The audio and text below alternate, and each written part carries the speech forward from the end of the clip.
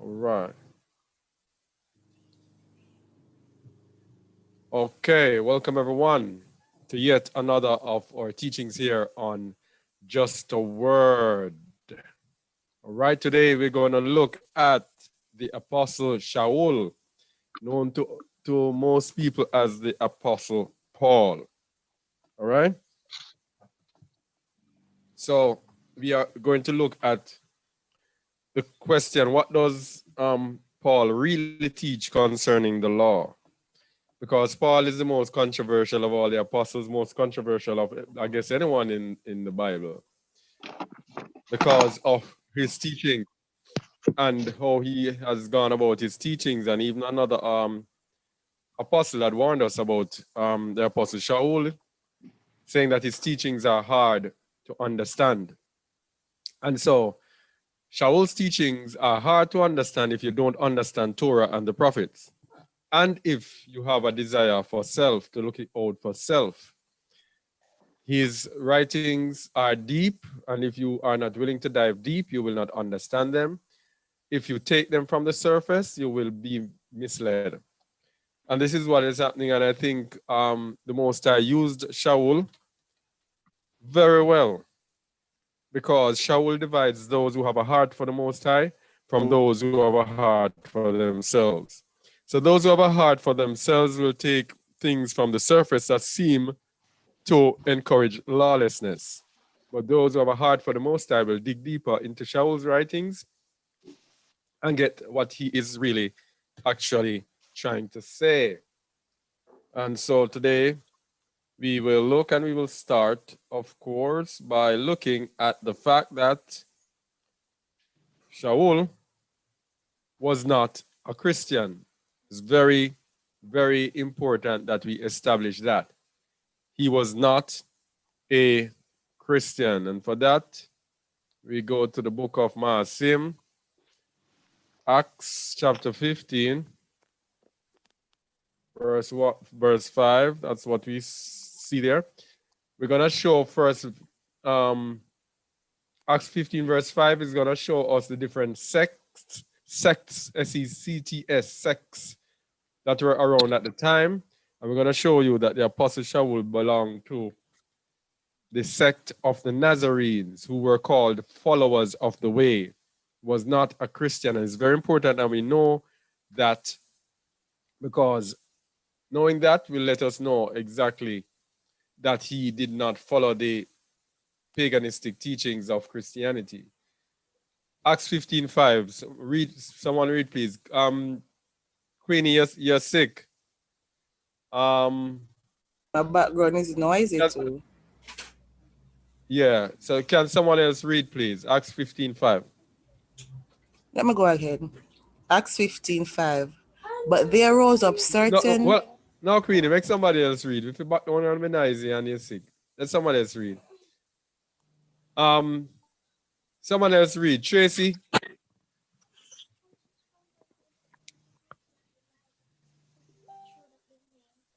Mm-hmm.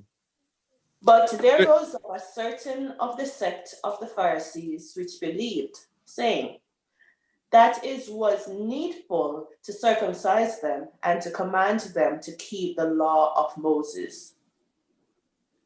You're using the mic? No, I'm using an iPad. You sound far. It sounds far and it sounds hollow. It doesn't sound good at all. Can we have another reader, please? Or Tracy fix her thing and then she comes back. Can you have another reader, please? Okay, Acts 15, verse 5. But there rose up certain of the sect of the Pharisees, which believed, saying that it was needful to circumcise them and command them to keep the law of Moses. All right, so we see here the sect of the Pharisees. Just want to establish that there were different sects at the time. And we're going to show the sect that the Apostle Sha'ul belonged to. He was not a Christian. Same Maasim 5:17.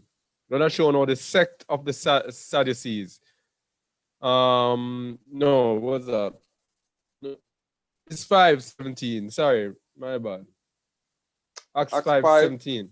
17. Yeah. Ready? Yeah, read please. Then the high priest rose up, and all they that were with him, which is the sect of the Sadducees, and were filled with indignation. All right, so we have here, we saw the sect of the Pharisees. We now have the sect of the Sadducees. So we're going to see the sect that the Apostle Sha'ul belonged to. And for that, we go to the same Sim 24, verse 5. Read, please. 24, verse 5. For we have found this man a pestilent fellow and a mover of sedation. No. We have found this man a pestilent fellow. Okay, pestilent fellow. And a mover of sedation among all the Jews throughout the world, and a ringleader of the sect of the Nazarene. So we saw the sect of the Pharisees, the sect of the Sadducees. Now we hear the Apostle Sha'ul being referred to as the sect of the Nazarenes. He was not a Christian. He was of the sect of the Nazarenes. And we're going to see the importance of that as we go to Acts 24. Yeah? Yes. I think they put it in. Acts 24:14. This is the Apostle Sha'ul now confessing what he believes in. So we're going to see what the sect of the Nazarenes believe. Read, please. But this I confess unto thee, that after the way which they call heresy, the worship of Yahuwah of my father, No, Wayne, every word has to be. Wayne, I'm going to fire you. Next Okay. mistake, I'm going to fire you. Seriously. 14. But this I confess unto thee. But this I confess unto thee, that after the way which they call heresy, so worship I the Yahuwah of my father, believing all things which are written in the law and the prophets. All right, so here we have its confession. After the way, and we're going to see the importance of this because this is what they were also called. They were called Nazarenes, or follower of the way, which they call heresy. All right? The way which they call heresy is the way of believing in the Messiah. That's the difference between that sect and the sect of the Sadducees and the Pharisees. So worship I the Aluah of my fathers, believing all things which are written in the law and in the prophets. Now, this is very important. Christians will tell you that the Apostle Sha'ul preached that the law was done away with. Here is Sha'ul declaring that he believes all things which are written in the law and in the prophets. So it's very important to establish that he was a Nazarene and he was a follower of the way. Because when we get the understanding, we get to understand that the Nazarenes and the followers of the way, they obeyed the law and the prophets, but through belief in the Messiah. And this is the way we follow in this group. We are followers of the way, of the sect of the Nazarenes, just as the apostles and early disciples were. We go back to the old path, which is the good way. We do not follow the invented Christianity that was invented in 325 AD by Constantine. We go back to the old path, go back to the way. So the followers of the way believe all things which are written in the law and in the prophets. And the Christian will tell you that the Apostle Sha'ul said the law was done away with. That is because they scratch the surface and do not understand what Sha'ul was speaking about. All right? So we spoke about the way. Let's go to Acts 18:26. See more references to the way to see what the true faith was originally called. It was not Christianity. Question. Verse 26. All right, go on. Yes.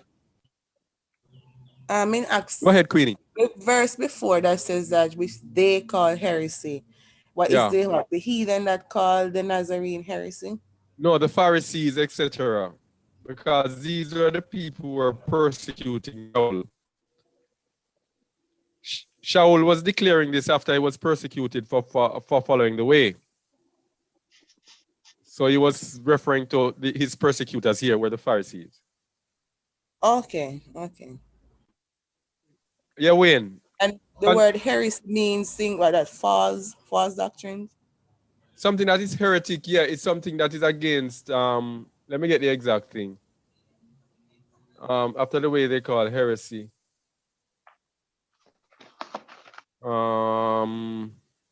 Heresy is a choice that is a distortion. Yeah, so it would be like a distortion from the original belief. Okay. And it's important that you ask that because it's called a distortion because they believe in the works of the law, the Pharisees. But Sha'ul's belief was walking in the law through the Spirit. So that is why it's called a distortion from the original way that they followed. Okay, thanks. Yeah. Wayne, verse 26. 26. Kerry, gonna read? Yeah. Go ahead, Kerry.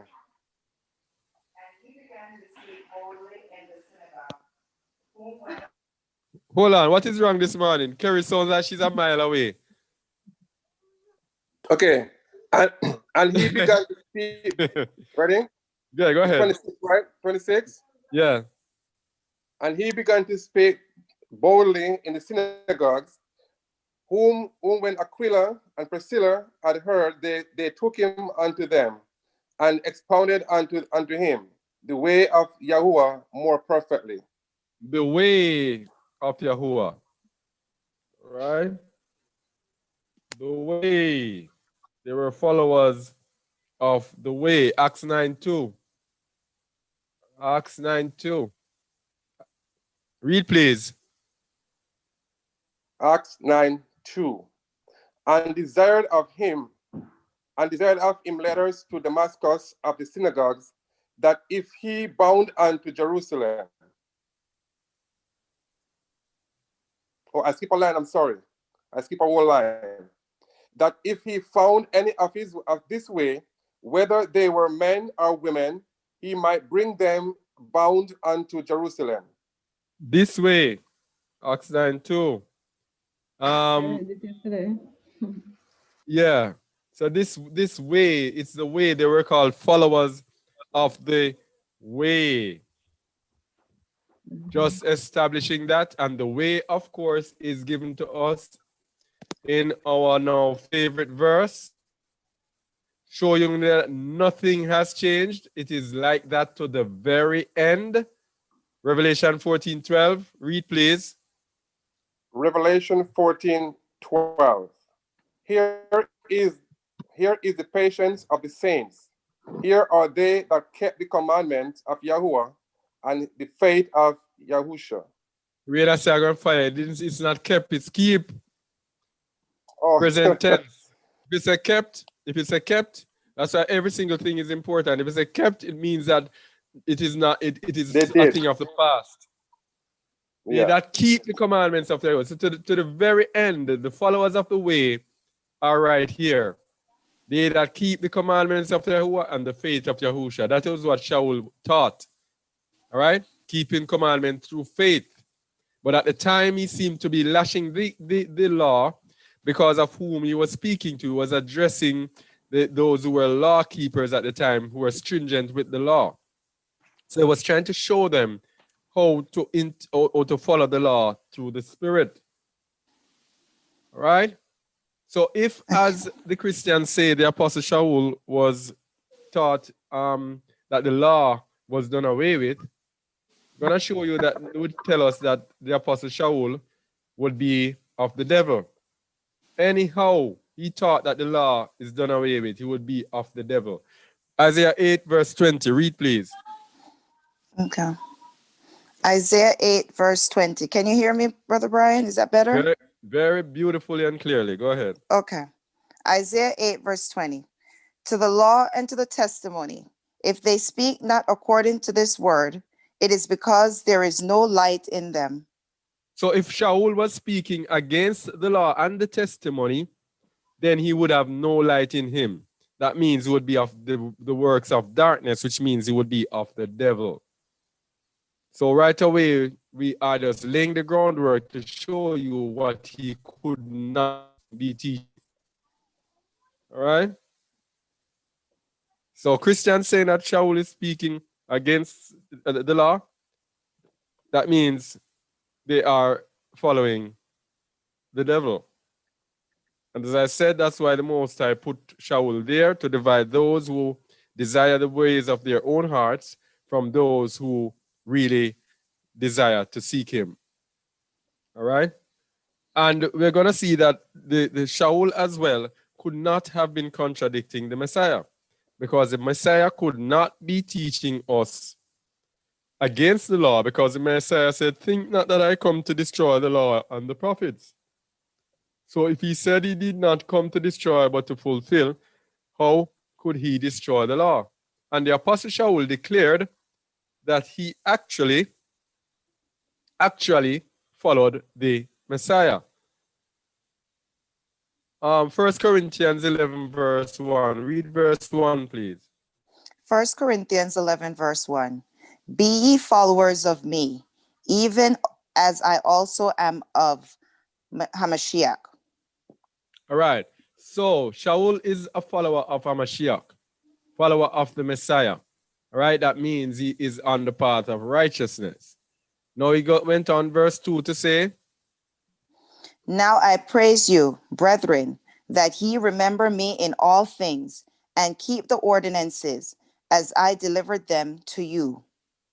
All right. So that's what he's saying. Keep the ordinances. Because what Sha'ul was saying, I'm going to show you the prophecy that Sha'ul's teachings are based on so soon, so we can see that what exactly the ordinances that he gave to them. So what Sha'ul preached was the same thing as the Messiah, and what he preached started with this prophecy. This prophecy is part of it. Isaiah 42:21.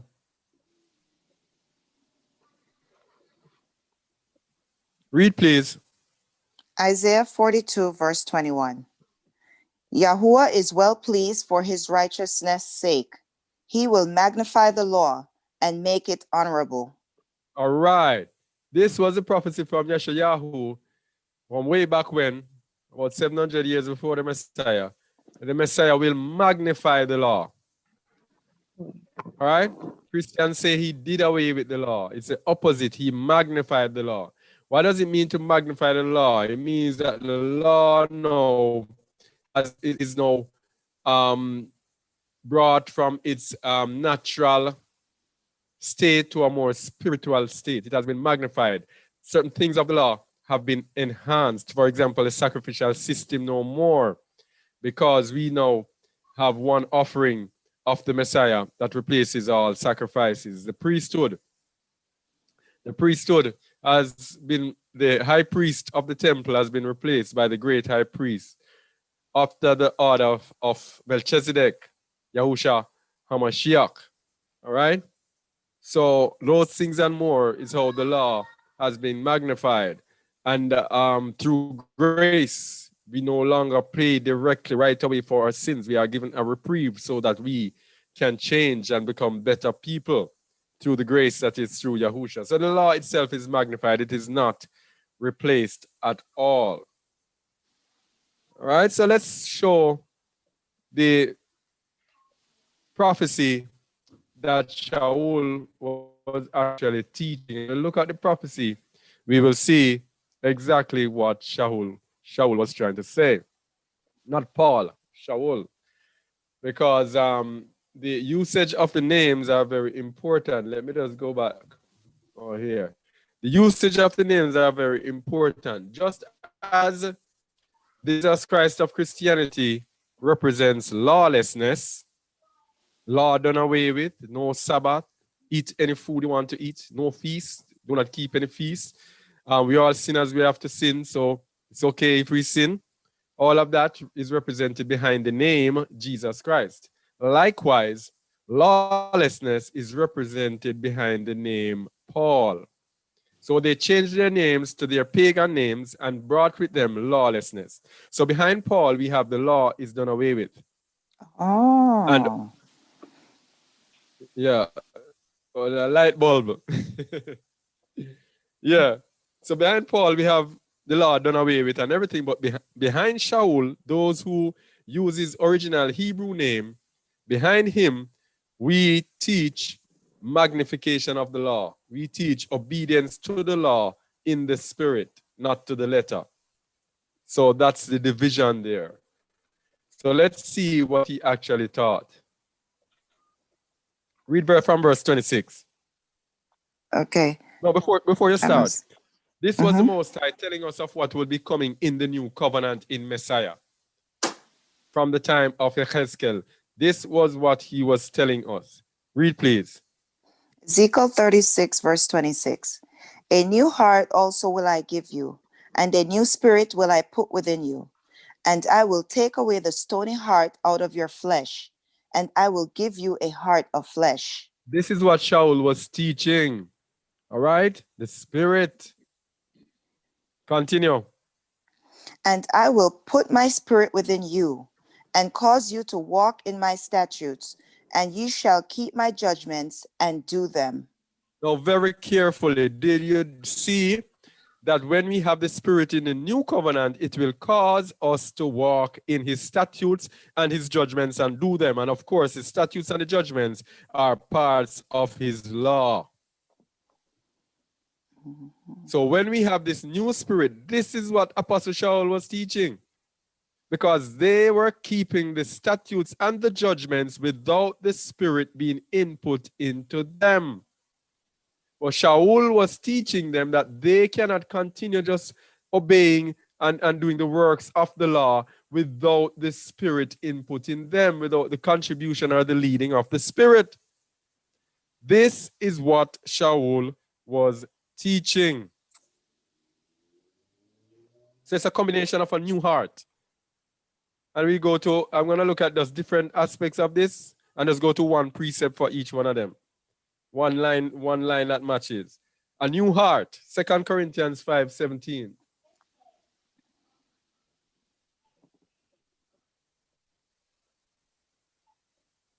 Read, please. 2 Corinthians 5, verse 17. Therefore, if any man be in Hamashiach, he is a new creature. Old things are passed away.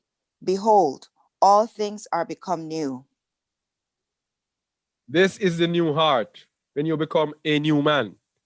When the spirit of Yahuwah takes over and you become a new creature. All right? Now it also says about he will take away the stony heart. So for that, we go to Timotheus Rishon, 1 Timothy 1:15. Take away the stony heart. Go ahead, please. 1 Timothy 1, verse 15. This is a faithful saying and worthy of all acceptation, that Hamashiach, the Messiah, came into the world to save sinners, of whom I am chief. No, I had a mistype here. I missed the right verse. This is not the right verse. Okay, sorry. Yeah, not your thing. It's me. I got the wrong verse. All right. The infilling of his spirit. He also talk about the spirit. Let's go there. Put my spirit within you and cause you to walk. So we're gonna look at the infilling of the spirit. Ephesians 5:18.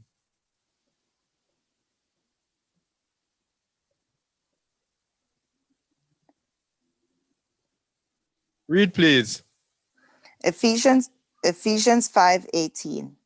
And be not drunk with wine, wherein is excess, but be filled with the Spirit, speaking to yourselves in psalms and hymns and spiritual songs, singing and making melody in your heart to Yahuwah, giving thanks always for all. Giving thanks Continue. always for all things unto Aluah and the Father, in the name of the Master, Yahusha HaMashiach. All right. So just want to show that everything that Sha'ul preached is based on this prophecy. So he shall walk in my statutes and shall keep my judgments and do them. So that means will cause you to obey the law. For that we go to Romans 6 verse 1. Romans 6 1. Read please. Romans 6 verse 1. What shall we say then? Shall we continue in sin, that grace may abound? Aluah forbid. How shall we that are dead to sin live any longer therein? All right, so this is it. What is sin? Transgression of What the is law. sin? Transgression of the Transgression law. of the law. So if you just input transgression of the law here, shall we continue to transgress the law that grace may abound? Aluah forbid. How shall we that are dead to transgression of the law live any longer therein? All right. So what is actually saying that now we have grace, how can we go back and transgress the law? So as we are saying, it is faith and obedience to Torah. All right. So Kefa, as I said, Peter warned us about misunderstanding Sha'ul. All right. Verse 15, 2 Peter 3. 2 Peter 3 verse 15. And account that the long suffering of Yahuwah is salvation. No, long suffering of our master. Of our master. And account that the long suffering of our master is salvation, even as our beloved brother Paul also according to the wisdom given unto him hath written unto you. And also in all his epistles, speaking in them as also in all his epistles, speaking in them of these things, in which are some things hard to be understood, which they that are unlearned, unstable, wrest, are they do also the other scriptures unto their own destruction. All right, so here is Peter warning us, Kefa warning us about Sha'ul. In all his epistles, speaking in them of these things, in which are some things hard to be understood. And he's going to tell us who are going to find it hard to understand, which they that are unlearned and unstable rest as they do also the other scriptures. Unlearned in what? Unlearned in what? The law. Yes. Those which are unlearned in the law. If you don't understand the law, you don't know the law, you are not going to be able to understand Sha'ul. As they do also in the other scriptures. The other scriptures, of course, refer to the testimonies, the prophets, the writings. All right? And the other writings, the apocryphal writings, etc. All of those. If you don't understand those, you're not going to understand Sha'ul. And it says you misunderstand unto your own destruction. And that is what is happening to Christianity. They have misunderstood Sha'ul, and they are on their way to destruction, thinking that Sha'ul was teaching them to abandon the law. All right? And as we said, unto their own destruction. Let's see the destruction by going to the end. Revelation 22:15. Let's see the destruction. 14. Read, please. 14. Okay, Revelation 22:14. Blessed are they that do his commandments, that they may have right to the tree of life and may enter in through the gates into the city. You see, that's why I see it is important to use precept upon precept upon precept, line upon line, line upon line, line upon line, here a little, there a little. Because if these people think that Sha'ul is saying the law is done away with, when they come and match up this, they must be able to say, hey, but wait a minute. If the commandments are done away with, if the law is done away with, how is it that in the end, it says those who keep the commandments are going to enter into the kingdom, into the city? All right? This is what they have done to their own destruction. By misunderstanding Sha'ul, they are on their way to destruction because they are refusing and they have rejected the Torah, the law, the commandments. Right? And we're going to show that Sha'ul himself kept the law. Masim, again, 21:17 to 37. That's our book for the day, it seems. 17. We're going to read the account of Sha'ul and when he came back to Jerusalem and the other apostles or disciples at the time, the other apostles spoke with him. Read, please. Acts 21:17. And when we were come to Jerusalem, the brethren received us gladly. And the day following, Paul went in with us unto James, and all the elders were present. And when he had saluted them, he declared particularly what things Aluah had wrought among the Gentiles by his ministry. And when they heard it, they glorified Yahuwah and said unto him, Thou seest, brother, how many thousands of Jews there are which believe, and they are all zealous of the law. Okay, hold on, please. How many thousands of the Jews of the Yahudim that believed, and they were all what? Zealous of the law. All right. So, if the early believers, if the meaning of the scriptures is that the law was done away with, how can these many thousands of Jews believe and still be zealous of the law? Somebody can answer that, please. How is it possible for these thousands to believe and be zealous of the law if now today we are to say the law is done away with? Is that possible?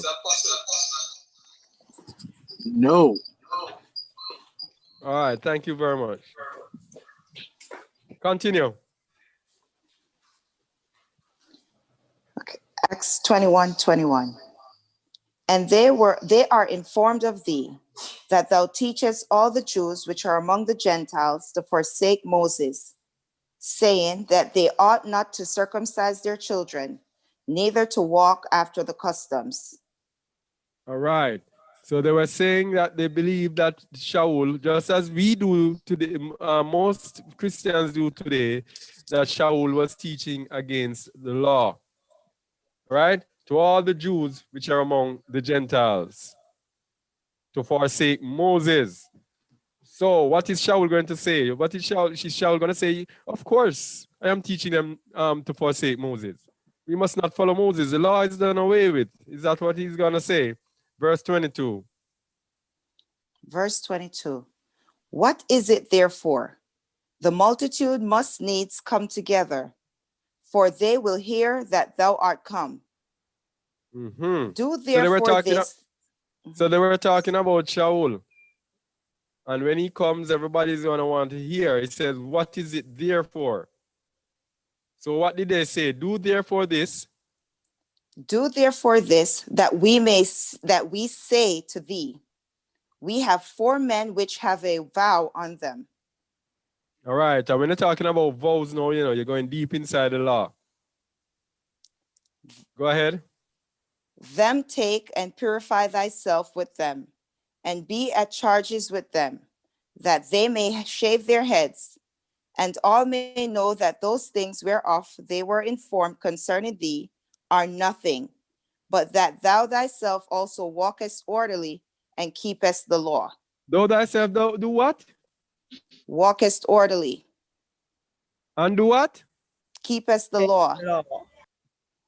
Oh, but I thought the Sha'ul said the law was done away with. I thought he didn't keep the law.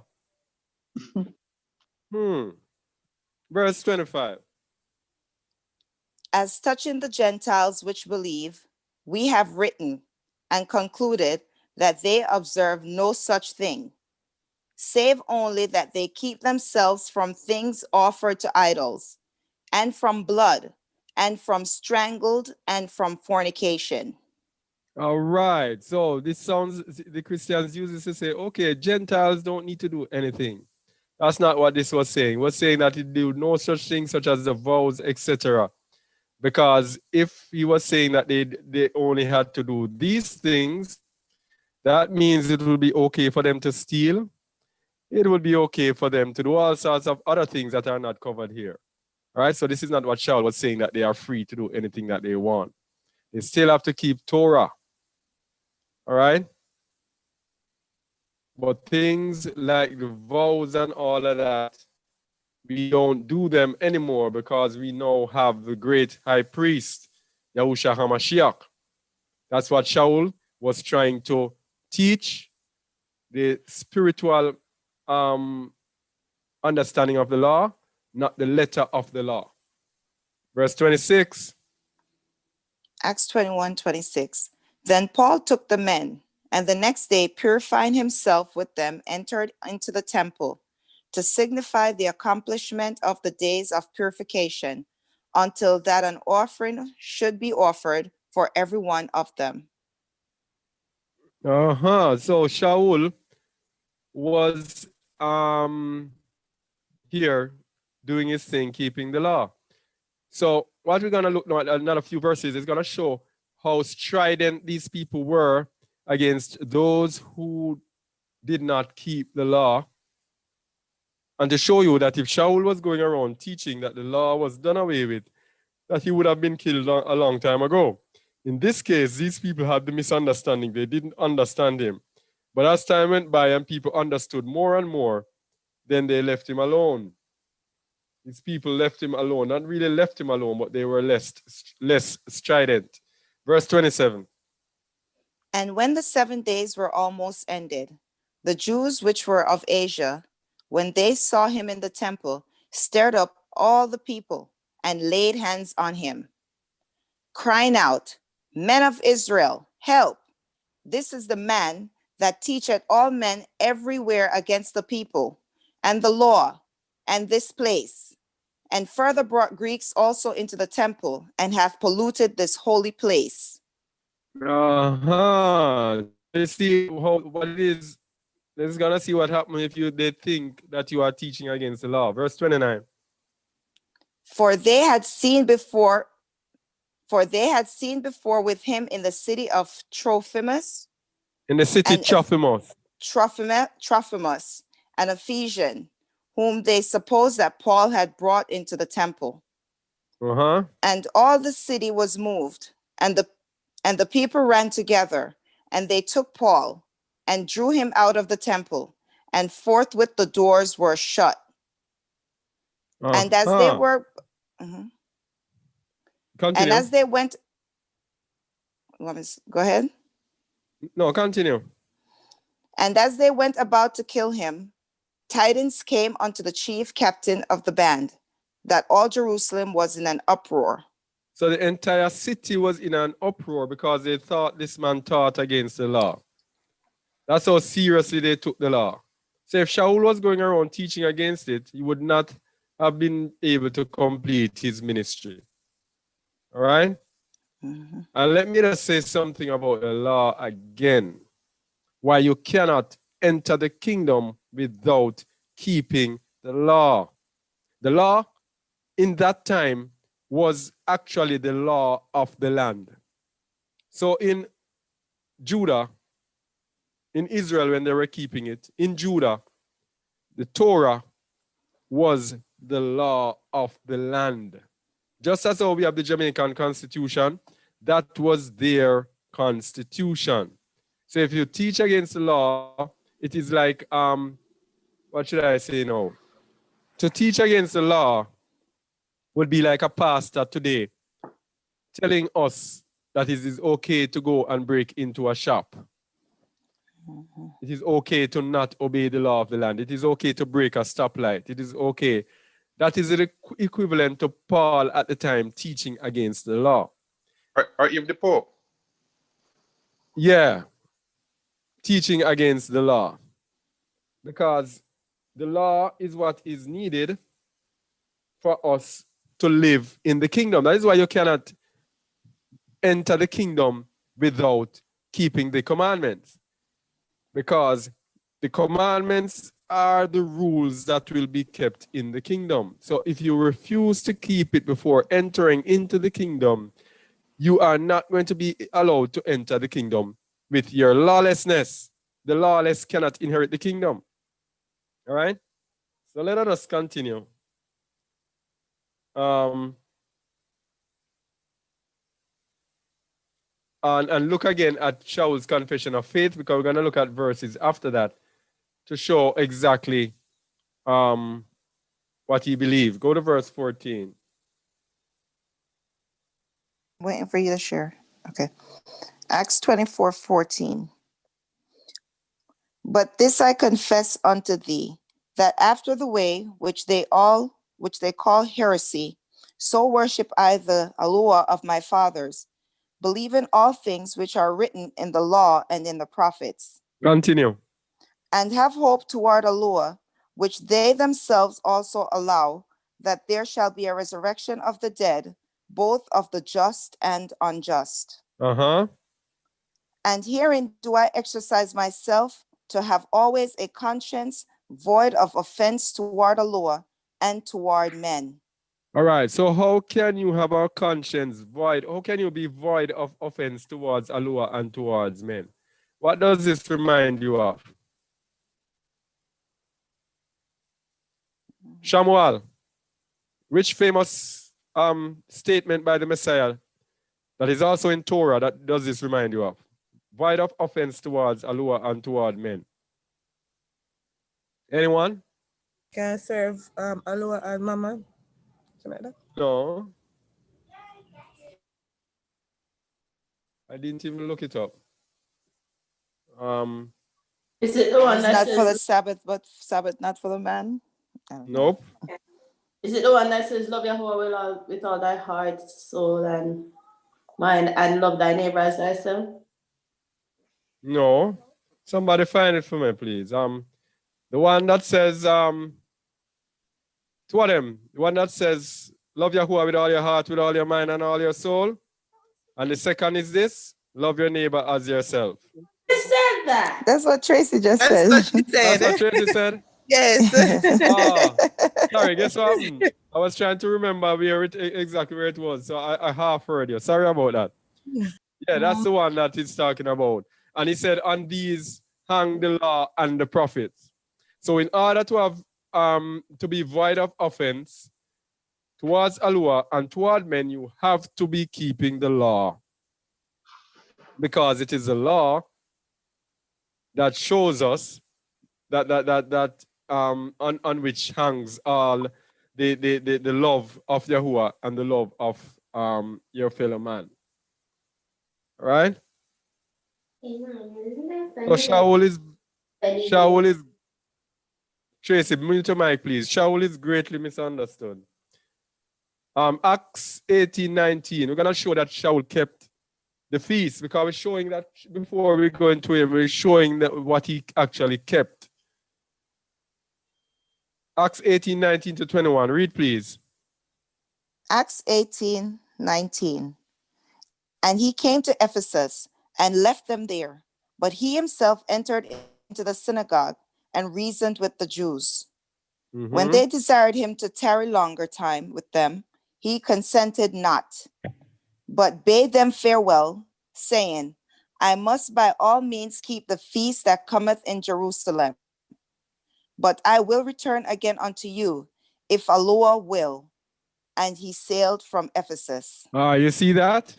I must by all means keep this feast that cometh in Jerusalem. He didn't even say he was keeping the feast. He said by all means. That means whatever it takes. Sha'ul kept the feast. And what do Christians say? The feasts are Jewish feasts. They are done away with. They follow Sha'ul in their misunderstanding, thinking he says the law is done away with. They are willing to follow that. But when it says he should by all means keep the feast, they reject that. All right? Now,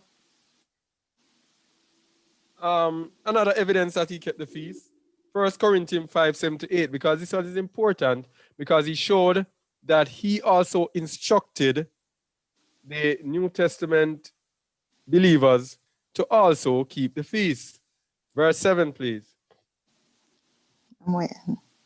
Okay, 1 Corinthians 5, verse 7. Purge out therefore the old leaven, that he may be a new lump, and ye are unleavened. For even Hamashiach or Passover is sacrificed for us. Therefore, let us keep the feast. Stop. Therefore, let us do what? Keep the feast. The feast. Oh, the Passover, the feast of unleavened bread. Let us keep the feast. Not with old leaven, neither with leaven of malice and wickedness, but with unleavened bread of sincerity and truth. All right, there Sha'ul again was giving us the spiritual understanding of the feast. He was not saying you must keep the feast, but keep the feast, but keep the spiritual understanding of the feast as well. Bear in mind, all right? The spiritual understanding of the feast. Again, Sha'ul kept the Shabbat. And the Christians who say they follow Sha'ul, they refuse to keep the Shabbat. Some of them. Most of them. Maasim 18:2. 17:2. Read, please. Acts 17:2. And Paul, as his manner was, went What? As his what? As his manner was. What did he do? Keep the Sabbath. Continue. To keep. Continue. Went in unto them, and 3 Sabbath days reasoned with them out of the scriptures. Oh, as his manner was, went in unto them. 3 Sabbath days he reasoned with them. Why didn't he continue his reasoning on the first day and the second day and the third day? Because as his manner was, he was a Sabbath keeper. Continue. No. Let's go to Romans. That is sealed there. We have showed enough of him keeping the law. Let's see what he thinks about the law again. Romans 7:12. The reason we are on the law, is that the law is the most important ticket, along with the Messiah, to get us in the kingdom. We have an entire 2.8 billion Christians, most of them, are actually thinking that all they have to do is believe in Jesus. Now, the reason we have to stress the law has to accompany the Messiah. It is both. It is not one or the other. It is both obedience to the Son and obedience to the Father that gets us in the kingdom. All right? So anybody's wondering, oh, this law. All right? If you're wondering why this law, that means you're missing something, and that is Torah, that is the law. Romans 7, verse 12. Read, please. Question before. Yeah. All right. You just said that it's obedience to the Father and the Son.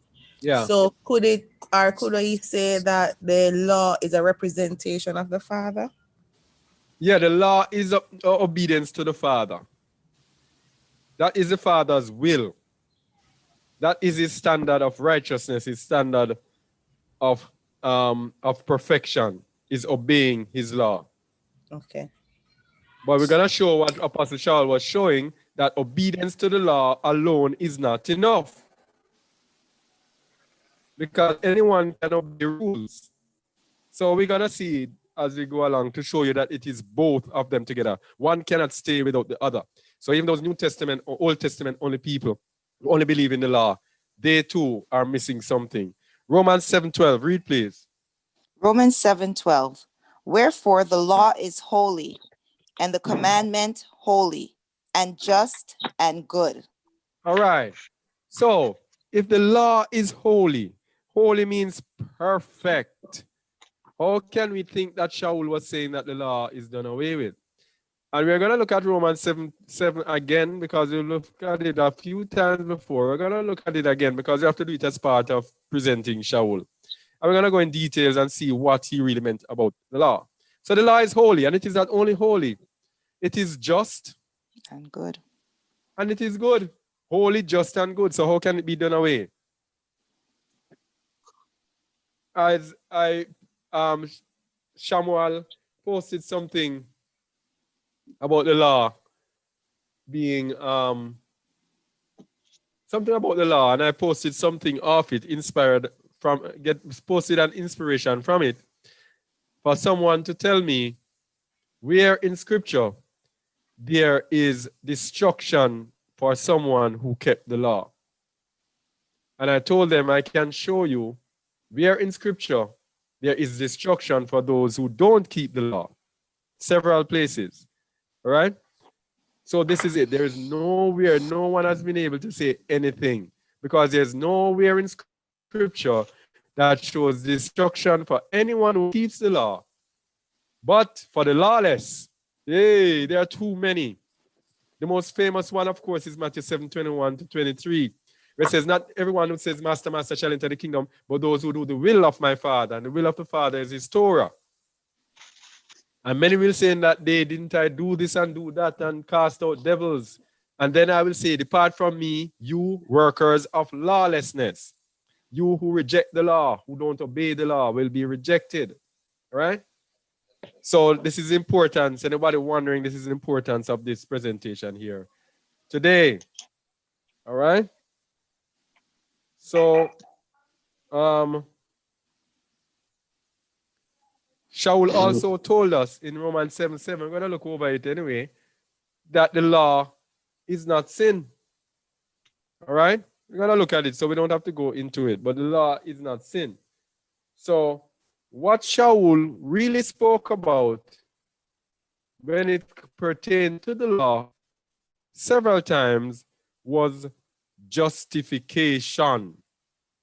Galatians 2:11-21, justification. And we're going to see the difference. What the Christians have done, here's a critical error of the Christians. They have mistaken and mixed up justification with obedience. So when they see Sha'ul lashing the law and speaking about justification, they were saying, oh, that means the law is done. That's not what he was talking about. He was talking about justification. Read from verse 11, please. We're going to see exactly what I'm talking about. Read, please. Galatians 2, verse 11. But when Peter was come to Antioch, I withstood him to the face, because he was to be blamed. For before that certain came from James, he did eat with the Gentiles. But when they were come, he withdrew and separated himself, fearing them which were of the circumcision. All right, what Sha'ul taught about, was the circumcision and the uncircumcision. The circumcision were the Jews who were circumcised, and the uncircumcision were the Gentiles who were among the Jews or the Israelites who were among the Gentiles, along with Gentiles who were not circumcised. So it was divided into the circumcision and the uncircumcision. And the circumcision thought lowly of those who were uncircumcised. All right? So this is what Sha'ul was trying to resolve, always speaking and showing that the fact that they were circumcised doesn't justify them over those who were uncircumcised, because circumcision in the face of the Father now is circumcision of the heart. All right? And that is what justifies you, faith in the Messiah. Verse 13, read please. And the other Jews dissembled likewise with him, insomuch that Barnabas also was carried away with their dissimulation. Continue. But when I saw that they walked not uprightly according to the truth of the gospel, I said unto Peter before them all, if thou, being a Jew, livest after the manner of Gentiles, and not as do the Jews, why compellest thou the Gentiles to live as do the Jews? All right. So the Gentiles, they have their stratification of people. So you're saying that those who are in the gospel, in the good news, should not be stratifying people. All right? That's why James went on and said, respect of persons. Yeah. James went on and spoke about the sin of being a respecter of persons, that they should not be living that way. Verse 15. We who are Jews by nature, and not sinners of the Gentiles, knowing that a man is not justified by the works of the law, but by the faith of Yahushua HaMashiach, even we have believed in Yahushua HaMashiach, that we might be justified by the faith of HaMashiach, and not by the works of the law. For by the works of the law shall no flesh be justified. All right. All right. This is what Sha'ul taught. You cannot, whose phone is that? You cannot, somebody mute their mic. You cannot be, who is that? Please mute your mic if you're not speaking, please. Yeah. Knowing that a man is not justified by the works of the law. You are not justified by what you do. You are not justified by obeying the law. Justification and obedience are separate. To be justified means to be just, to be made righteous, to be made pure before the Most High. So what he's saying, you are not made pure by you doing the works of the law. You go in this and you're saying, because anyone can follow rules with evil hearts and still think that they are justified. But the Most High knows our hearts. So the only way for us to be justified in the eyes of the Father is to be justified through belief in the Messiah. And belief in the Messiah, of course, leads us to walk as the Messiah walked, as it says in 1 John 2:6. And when we walk as he walked, then we will walk in obedience to the law.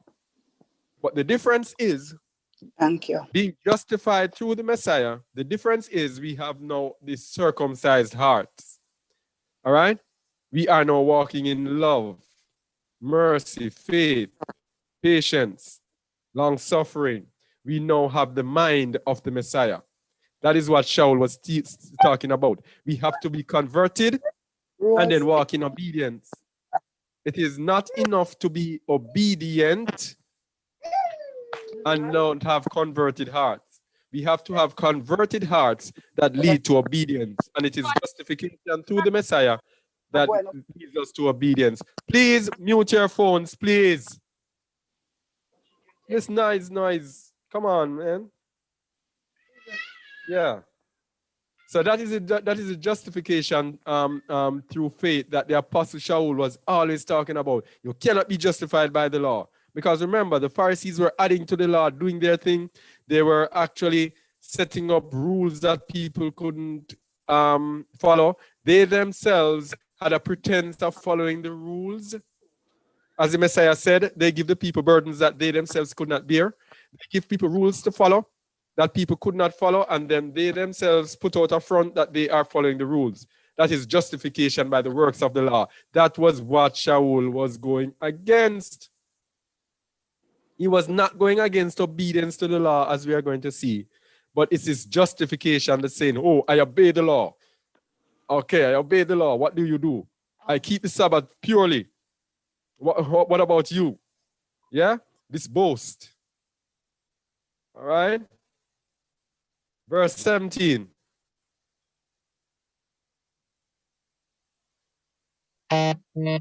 Verse 7. Read, please. But if, while we seek to be justified by Mashiach, we ourselves also are found sinners, is therefore Mashiach the minister of sin? Yeah, forbid. All right. So here we are now. Just what I was saying. If while we seek to be justified by Messiah, we ourselves also are found to be transgressors of the law, because we know 1 John 3:4 says, he that committed sin transgressed also the law, for sin is the transgression of the law. So if while we are being justified, we ourselves are also found to be transgressors of the law. Is therefore Messiah the minister of sin? Yahuwah forbid. Hear this, verse 18. For if I build again the things which I destroyed, I make myself a transgressor. A transgressor of the what? Law. All right. So if you go back after being justified now through the Messiah and you go back into going against the law, transgressing against the law, then you make yourself to be a lawbreaker, a lawless person. All right? Continue, 19. For I, through the law, am dead to the law, that I might live unto Aluah. All right, so this is what I'm telling you, that when we are in faith in the Messiah, we still obey the law. But now through the law, through obedience to the law in the spirit, we are dead to the law that shows us what sin is. So when you're walking in the spirit, then you are now dead to the law, meaning the sin does not have the power over you. All right? That I might live unto Yahuwah, so that you are living in righteousness unto Yahuwah. Right? You're with me? Yes. Verse 20. Anybody don't understand, they can interject, yeah? Verse 20. I am crucified with Messiah. Nevertheless I live. Yet not I, but Messiah liveth in me. Okay, so this is what I'm saying now. What is actually saying that when you have faith in the Messiah lives in you, and then you walk out Torah just as the Messiah walked out Torah.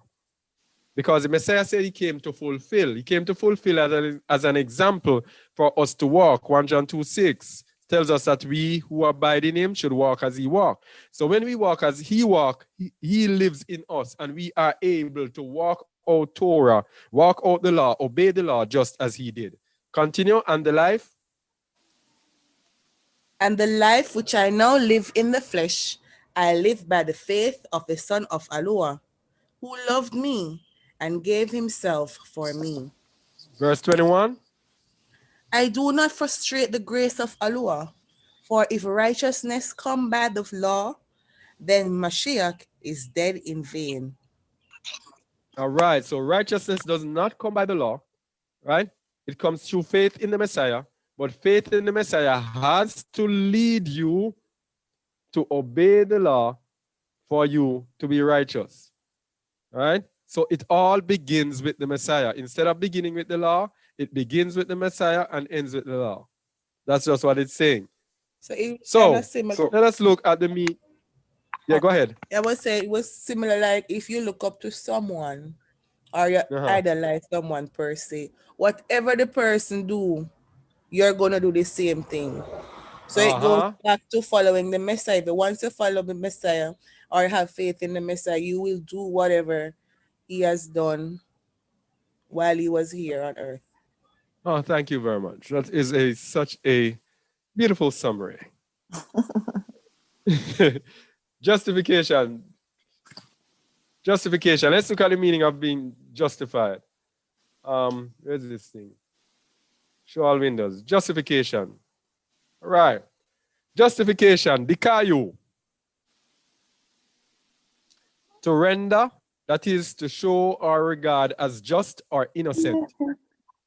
All right. So we are not regarded as just or innocent just by keeping the law. Now, obedience is, let me see if I find obedience. I should have looked up a verse with it. You know, Brother Brian, I'm wondering if these people are reading the Bible or which Bible are they reading? Because for them to even say that the law is done away with, where are they reading? What are they seeing? Good question. I think they are looking at the same Bible. What happened is, if you want to believe something, you can find scriptures to actually accommodate that. Yeah. So what they are told by their teacher or leaders, they hold on to it and find scripture to match it up. Yep. That's what scripture is. Yep. And Um, and they are also called the Epicureans. Yeah. Yep. Romans 1:5. All right. Obedience. Oh, obedience. Hupakeuea, whatever. That's obedience. Obedience is attentive hearkening. That is by implication compliance or submission. All right? So submission is different from being rendered just or innocent. So when Sha'ul speaks about justification, the Christians are making it with compliance or submission. So they are saying the law is done away with. That's what Sha'ul was saying. No, that's not what he was saying. Right? You have totally, drastically misunderstood the scripture. Yeah. So talking about Sha'ul, and we said Sha'ul obeyed the Messiah, we have to show a little bit more now that what the Messiah actually said we should do, how we should walk. So we're gonna see if Sha'ul was walking as the Messiah walked, then this is now what he has to be expressing. He has to abide in the Messiah. Read from verse 4, please. John 15:4. Read, please. Abide in me, and I in you, as the branch cannot bear fruit of itself, except it abide in the vine.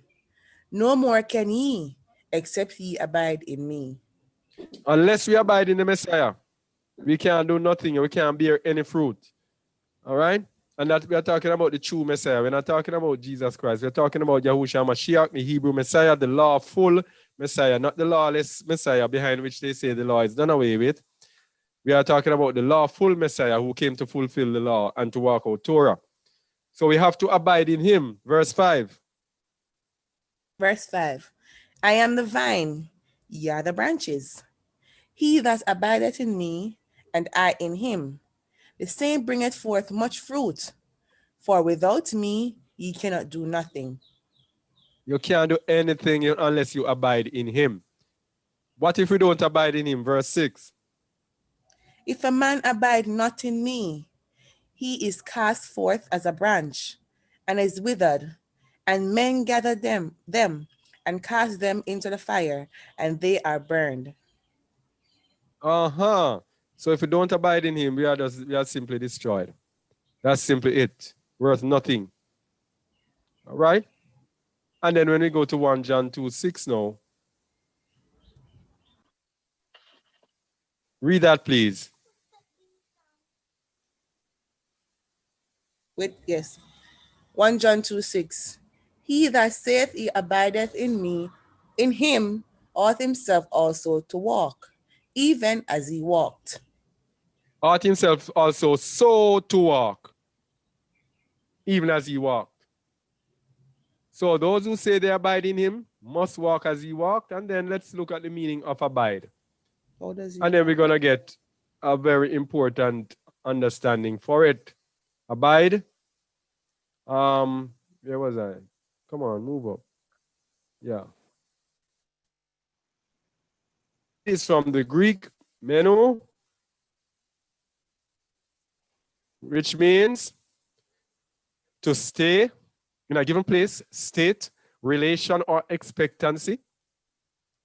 Abide, continue, dwell, endure, be present, remain, stand, tarry.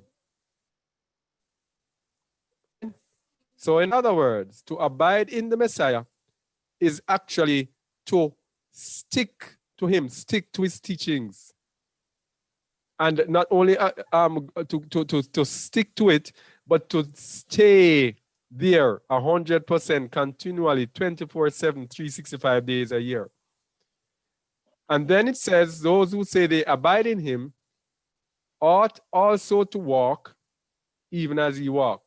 So to abide in him, we have to walk like him. We have to be like him. And if we are to be like him, we have to keep his commands and keep his father's commandment. John That is 15:10. why I was Read, going to please. say, what on, Brother Brian? That is Yeah. why I was going to say that they need Yeah. to know how the Messiah walked. Yes. If Yes. if So they this don't know how he confirmation you are. walked, Mm-hmm. they don't know how Yep. he walked, they won't be able to abide in him. Yeah, but they don't want to know how he walked, you know.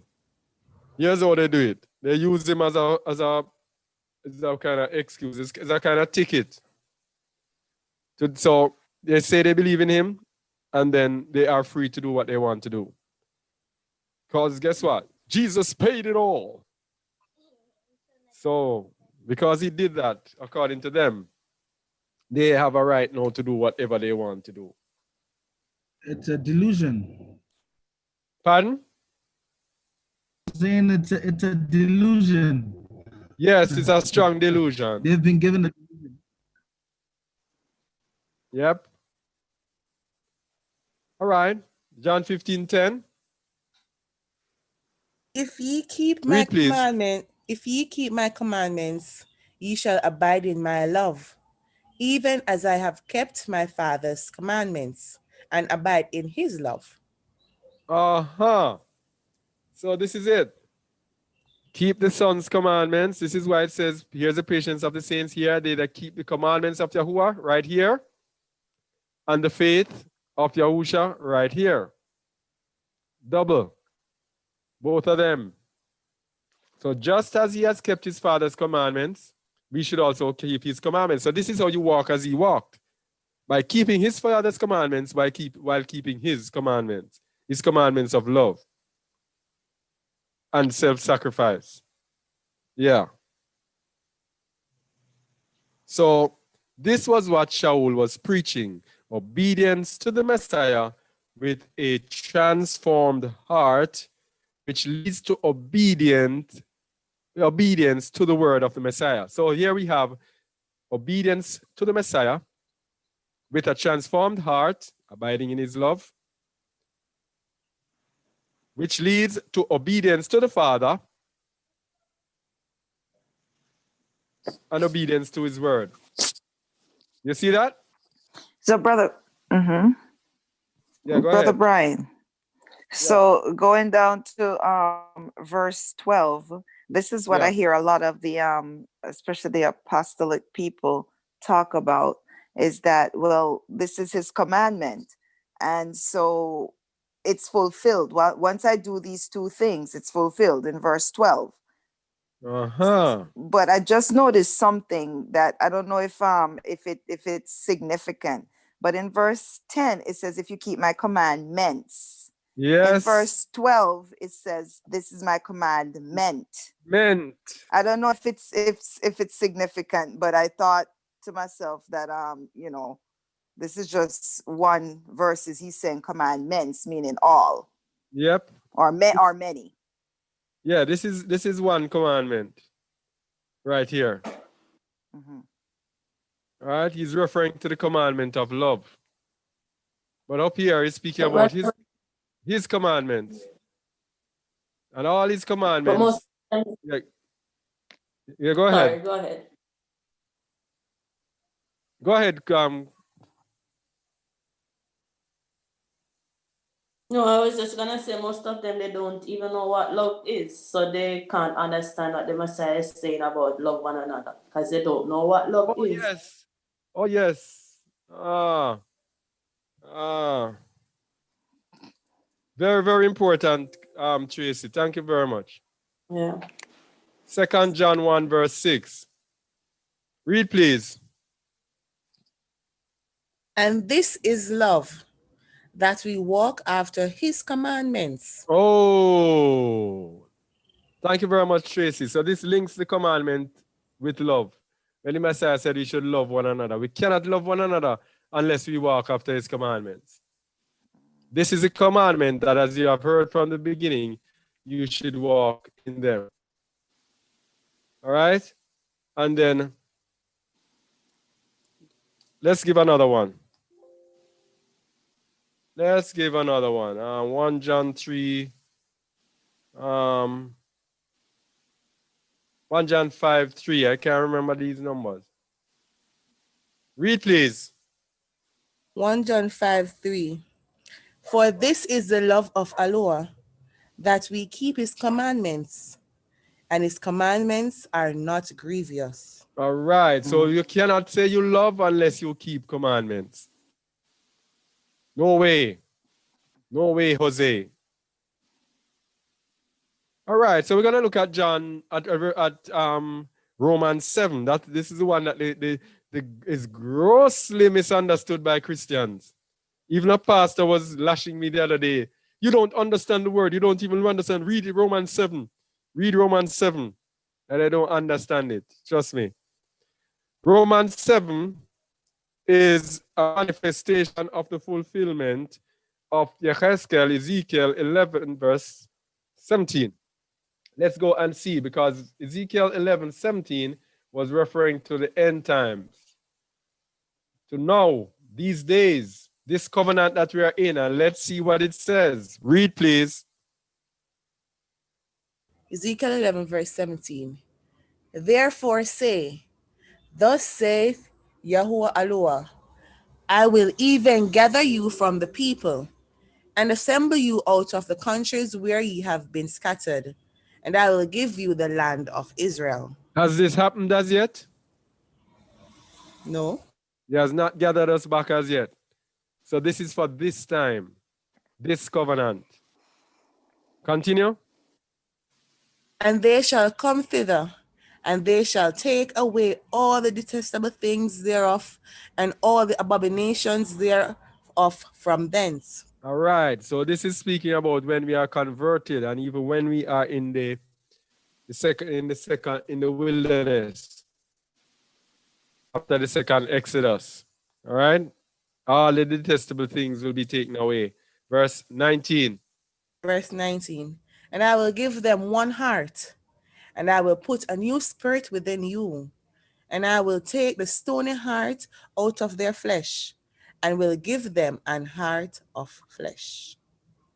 So once again, we have the same thing, a new spirit within you. This is what Sha'ul was talking about when he wanted to push the law behind and put the spirit before. That's what he wanted to do. Take the law from the forefront and put the spirit in the forefront.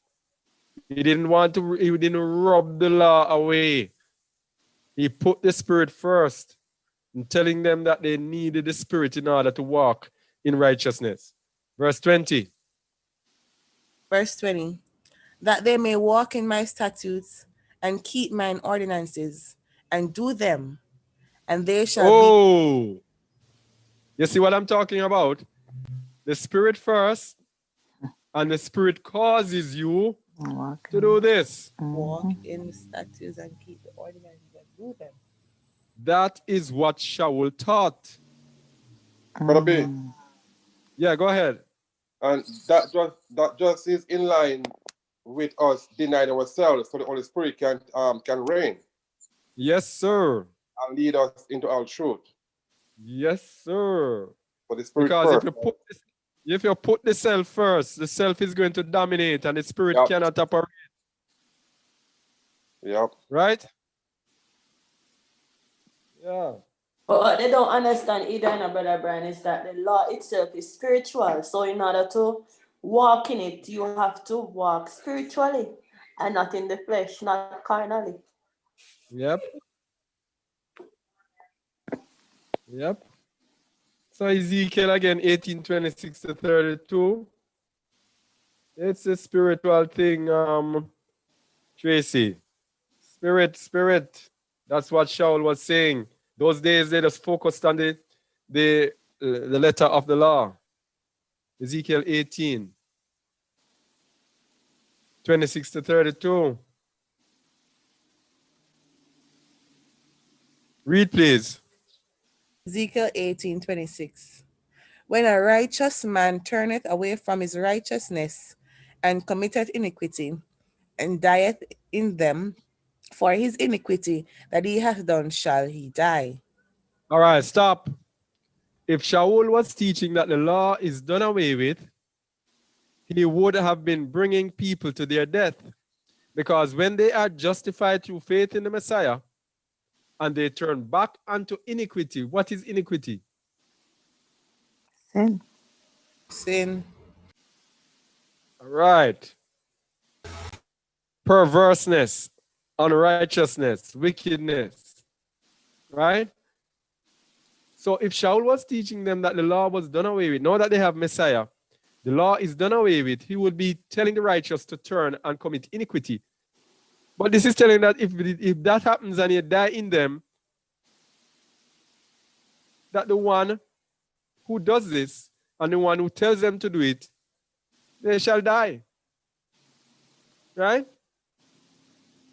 Verse 27. Again, when the wicked man turneth away from his wickedness that he hath committed, and doeth that which is lawful and right, he shall save his soul alive. So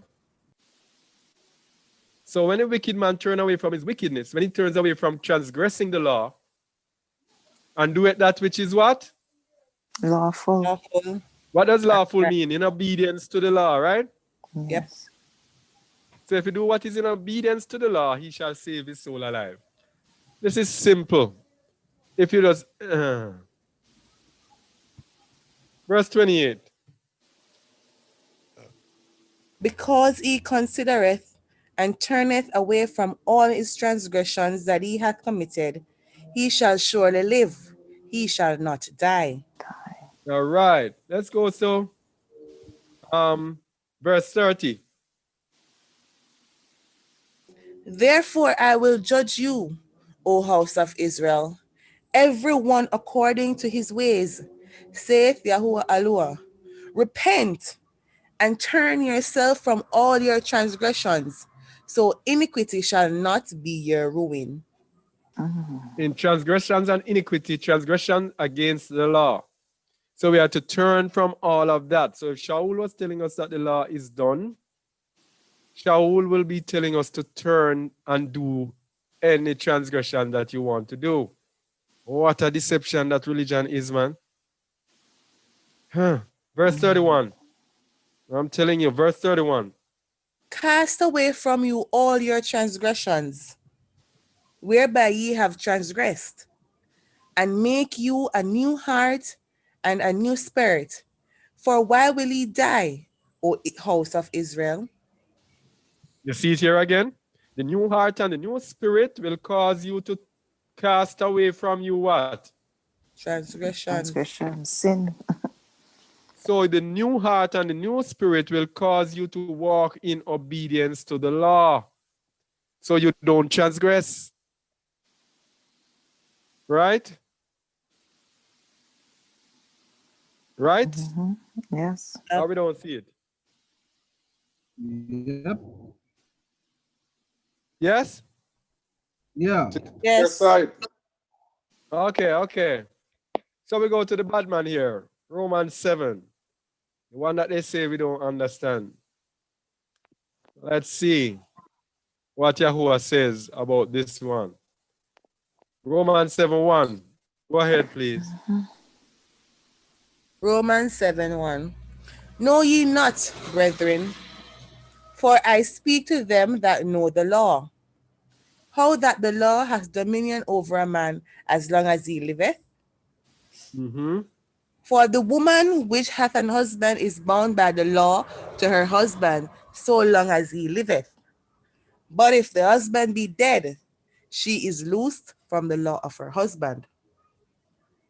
So then if, while her husband liveth, she be married to another man, she shall be called an adulteress. But if her husband be dead, she is free from that law, so that she is no adulteress, though she be married to another man. Hold on, please.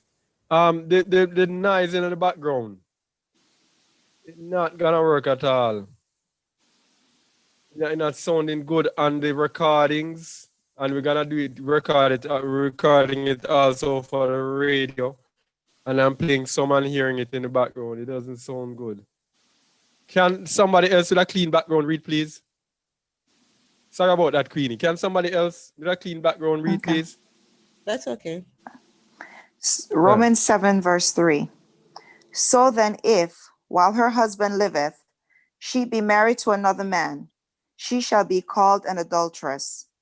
But if her husband be dead, she is free from the law, that law, so that she is no adulteress, though she be married to another man. All right, verse 4. Wherefore, my brethren, ye also are become dead to the law by the body of Hamashiach, that ye should be married to another, even to him who is raised from the dead, that we should bring forth fruit unto Aluah. All right, dead to the law by the body of the Messiah. This is speaking about a new heart. As it says, I'm gonna, with some of these verses, I'm gonna go back and give some precepts to kind of bring them out. 36:27. So I'll be jumping from one to the other. And I will put my spirit within you and cause you to walk in my statutes, and ye shall keep my judgments and do them. This is being dead to the law by the body of Messiah, that we should be married to another, even to him who is raised from the dead, that we should bring forth fruit unto Aluah. So when we follow the Messiah, then we bring forth fruits because our hearts now are transformed. Verse 5. For when we were in the flesh, the motions of sins, which were by the law, did work in our members to bring forth fruit unto death. All right. But now when we were in the flesh, you have to pause after each one. When we were in the flesh, the motions of sin, which were by the law, what he's actually saying here, the motions of sin, which were by the law, by there means through the law, because it is the law that shows us what sin is. Anytime you see him connecting sin with the law, he's saying it because it is the law that shows us what sin is. That is the purpose for the law in our new covenant, to show us what sin is, and so by obeying them, we do not sin. All right? So he says, when we're in flesh, the motions of sin, we're going to look more into this motion of sin later. We're going to get more clarity as we go. Let's go to Romans 3:20. See what we get. Romans 3:20. Romans 3:20. Therefore, by the deeds of the law, there shall no flesh be justified in his sight, for by the law is the knowledge of sin. All right, so this is what we are saying, that the law shows us what sin is. So when we go back, the motions of sin which were by the law, it is the law which shows us what sin is. Verse 6. But now we are delivered from the law, that being dead wherein we were held, that we should serve in newness of spirit, and not in the oldness of the letter. So we are delivered from the law, meaning we are now in a new covenant, right? Not in the covenant of the works of the law.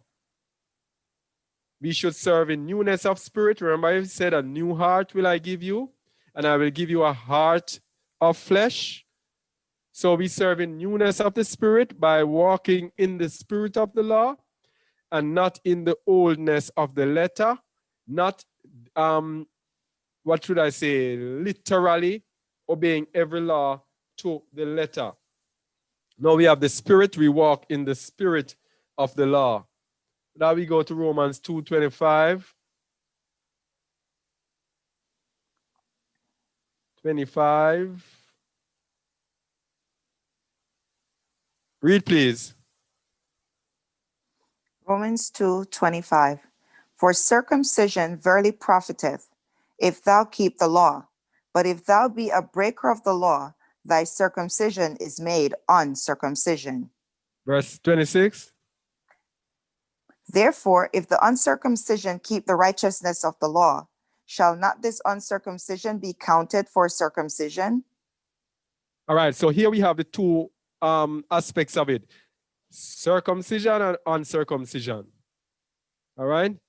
So if we are keeping the literal law and we are not keeping the righteousness of the law, if we say we are circumcised and we are not keeping the righteousness of the law, someone who is uncircumcised, who is keeping the righteousness of the law, will show us up and will actually be before us in the eyes of the Most High.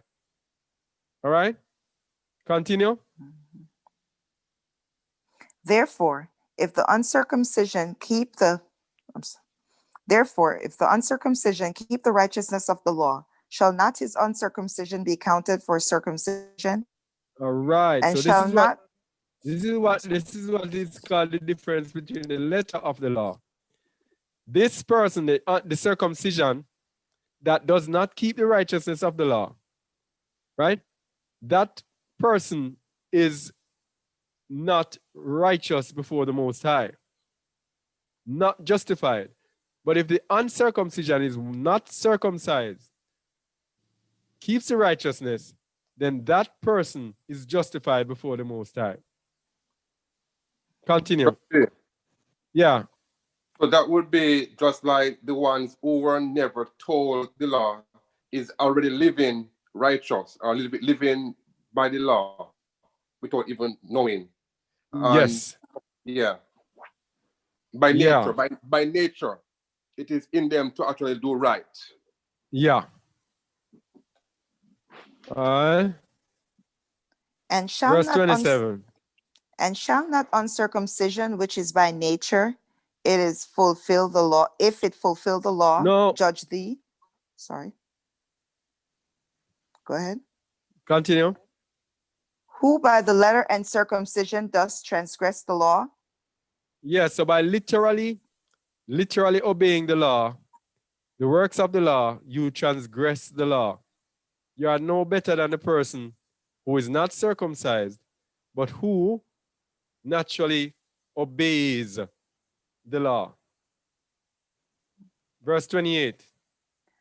For he is not a Jew, which is one outwardly, neither is that circumcision, which is outward in the flesh. All right, But so this is a one that the Christians use. He's not a Jew, so they're claiming that they can be Jews. This is not what this is saying. This is like saying it is not all Israel that are of Israel. All right? Not because you are Yahudim, not because you are from Judah, that does not mean that the Most High counts you as his or being righteous. Because it is not that you are circumcised and you are from the tribe of Judah that makes you of the Most High or a child of the Most High. It is actually your heart, your inward person that makes you a child of the Most High. Verse 29. But he is a Jew, which is one inwardly, and circumcision is that of the heart, in the spirit, and not in the letter, whose praise is not of men, but of Aluah. So this is what I'm saying, what Sha'ul was speaking about from the prophecies. Circumcision of the heart, a new heart, not in the letter, not in the ritualistic law keeping. Yeah? So let's go back to Romans 7. Hope you're all following me. While you're going there, Yeah. you see, for the ones who are saying the law is done away with, that is a very dangerous call, because it would have to be that such person is already ahead of us, where he or she make it and now awaiting, you know. But as long as you're living today, we cannot say the law is done away with. No. That would mean that you're so perfect in everything, you're just so perfect and ready. Yeah. Wow. So in reality, it's actually saying that they are lawless, because if I say the law is done away with, I'm actually lawless. Because if there is no sin, if there's no law, there is no sin. And we know that sin abounds on the earth. All right? Oh, yeah. So by saying the law is done away with, we condemn ourselves because the law exists whether we like it or not. That's a dangerous That- call. Yeah, it is still a sin to kill a man, to tell a lie, whatever. So the law still exists. So let's go. The law and sin, Romans 7:7. Romans 7:7. What shall we say then? Is the law sin? Aluah forbid. Nay, I had not known sin but by the law. For I had not known lust, except the law had said, Thou shalt not covet. All right. So, as he said, he's saying if it is the law is sin, he said Yahuwah forbid. Right? He had not known sin but by the law. So what he's actually telling you, that the sin, the law shows us what sin is. All right? And he had not known lust until he said, Thou shalt not covet. Verse 8. This is very important, a very important verse here. Continue. But sin, taking occasion by the commandment, wrought in me all manner of concupence. Help me with that, Brother Brian. Concupiscence. For without the law, sin was dead. All right, so let's look at the meaning of this concupiscence, like how you're having a tongue twister here. Tongue twisting moment. Definitely. Right. It's from the Greek epithumia, which means a longing, especially for that what is forbidden, a desire, a lust. So let's go back to it. Sin wrought in him all manner of lusts. For without the law, sin was dead. So because the law shows us what sin is, sin brings in us all manner of concupiscence, right? So how does sin take occasion by the commandment? Anyone can explain this, please?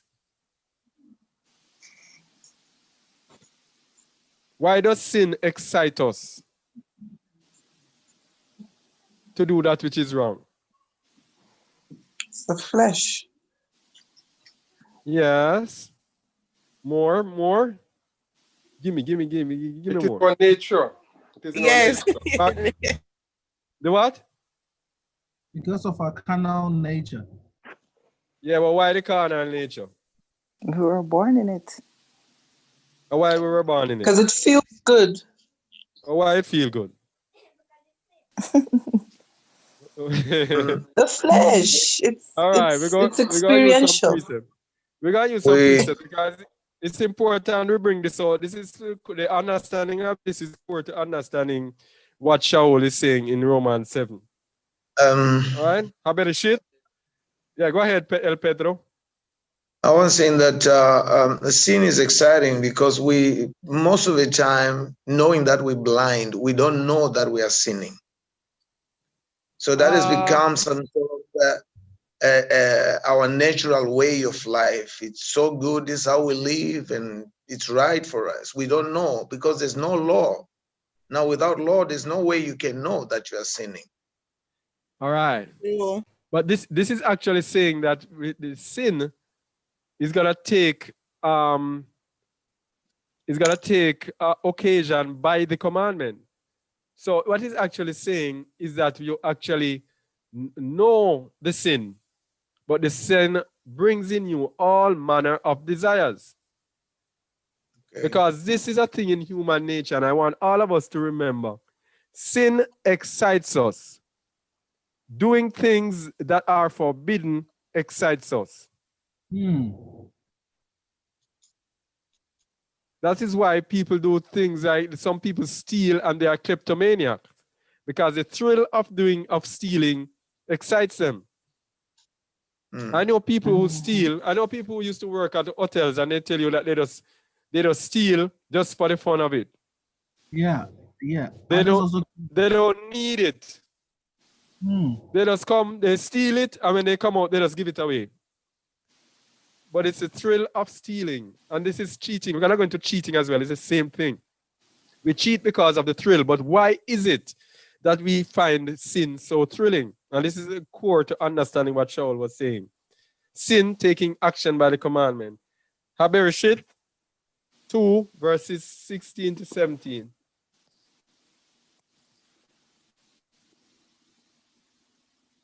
It goes right back to the beginning.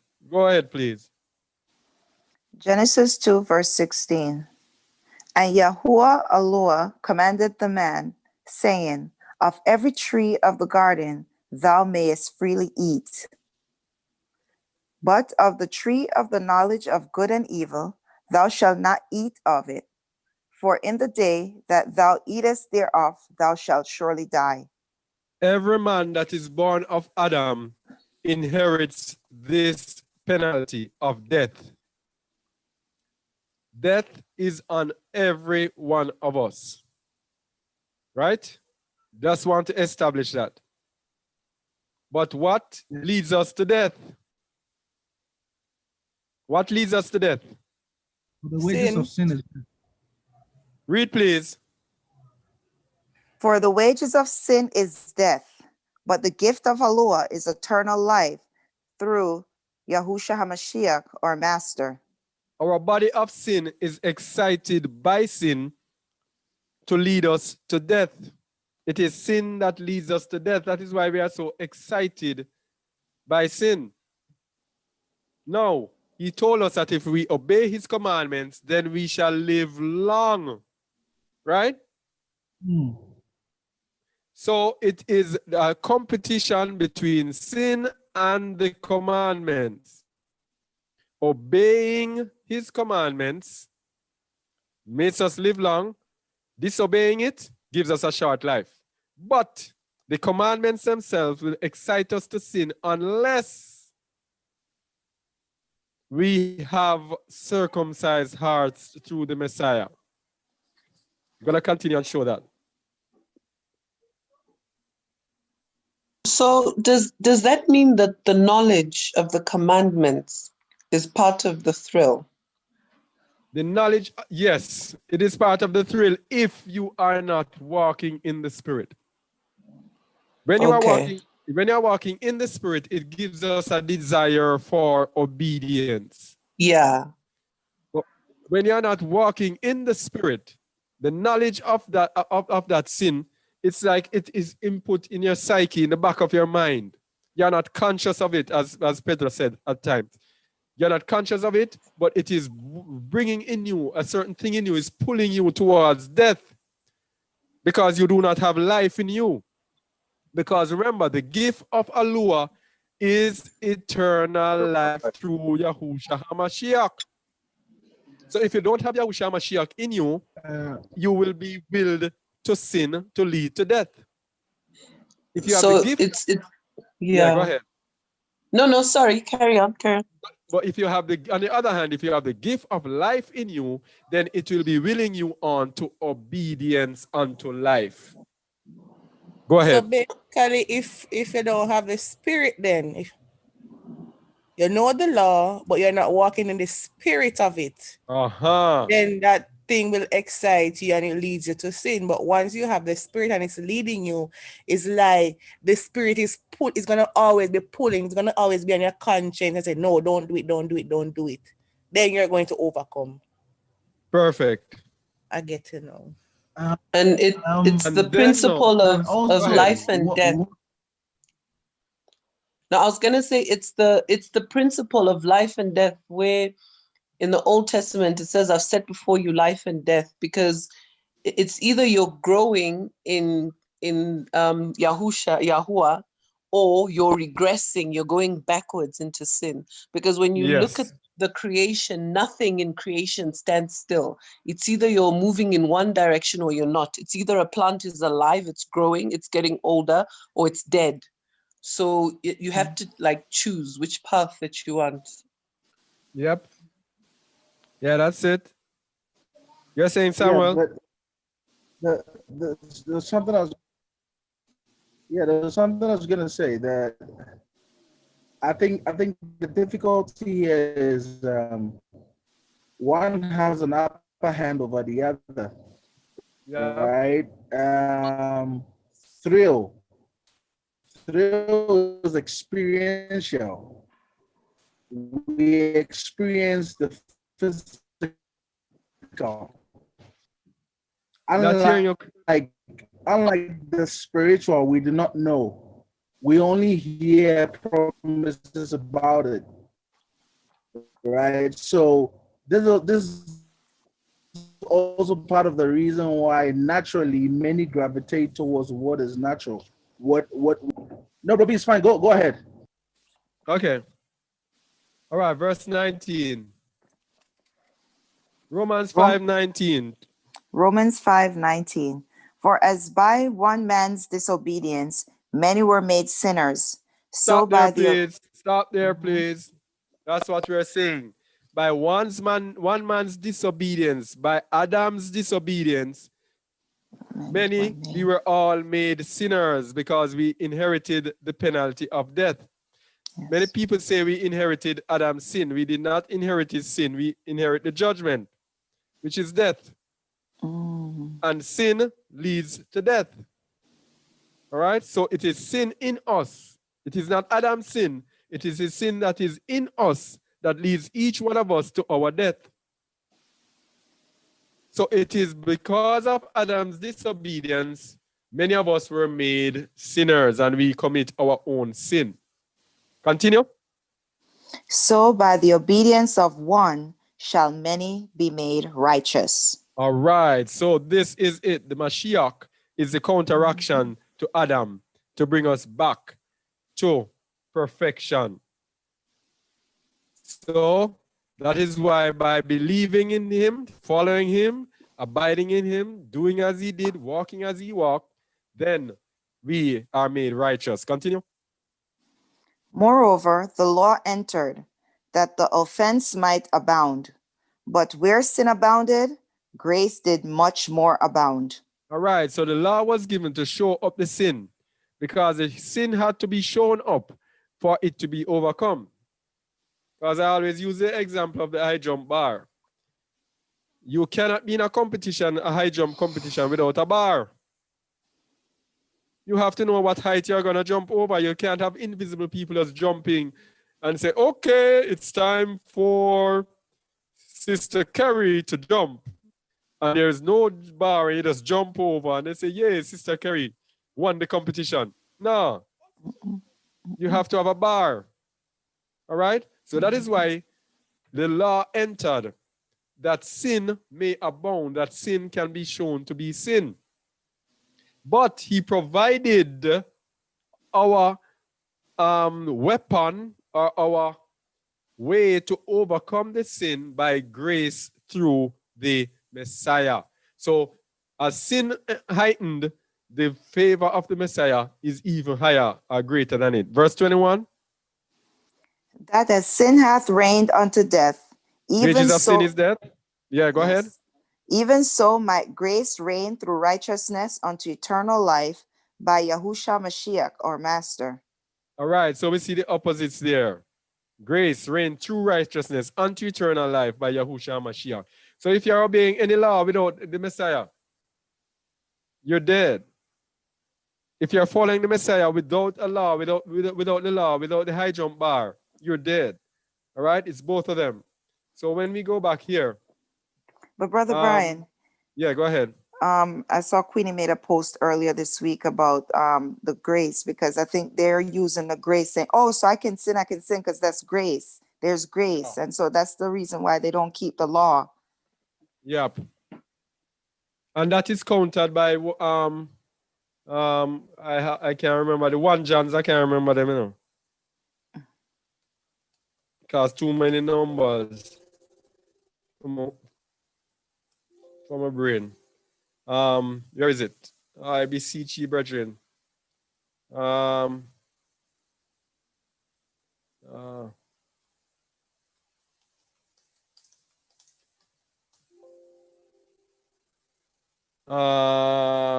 1 John 2:1. I've got to do a course on remembering 1 John.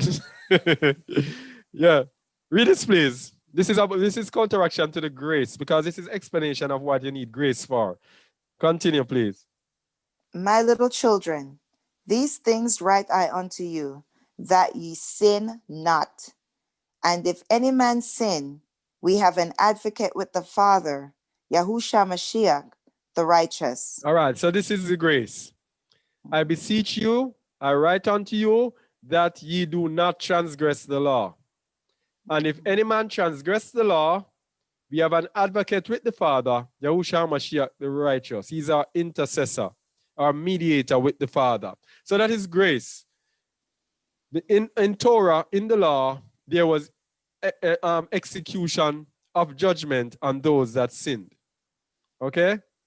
But now, in our covenant, we have grace that gives us a reprieve and allows us to repent and be forgiven of the Father. That's what the grace is about.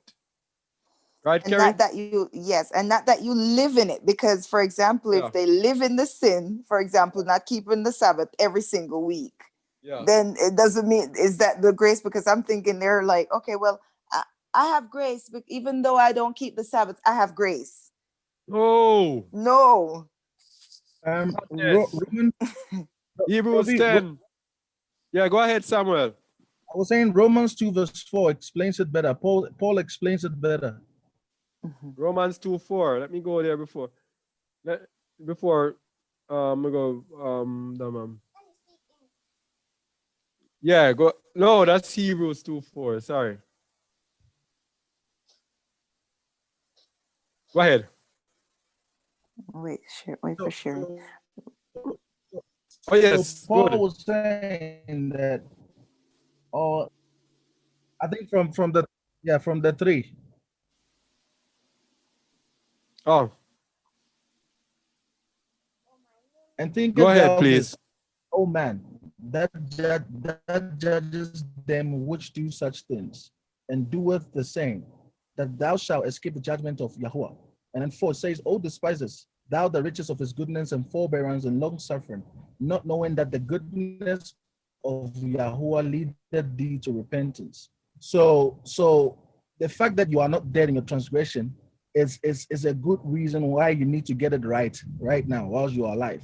Yes. So the fact that Yahweh is not taking his wrath on you now is his forbearance and his goodness and his long suffering, as Paul puts it here. So grace pretty much shouldn't lead you into sin, but should get you to be made more perfect. You know, within that covering, you're supposed to be perfected. So grace is what got Joseph to not sleep with Potiphar's wife. Grace didn't get him to go and sleep with Potiphar's wife and come and seek repentance. Yep. And it also goes on to say in verse 4, or despise it though the riches of his goodness and forbearance and long suffering, not knowing that the goodness of Aluah leadeth thee to repentance.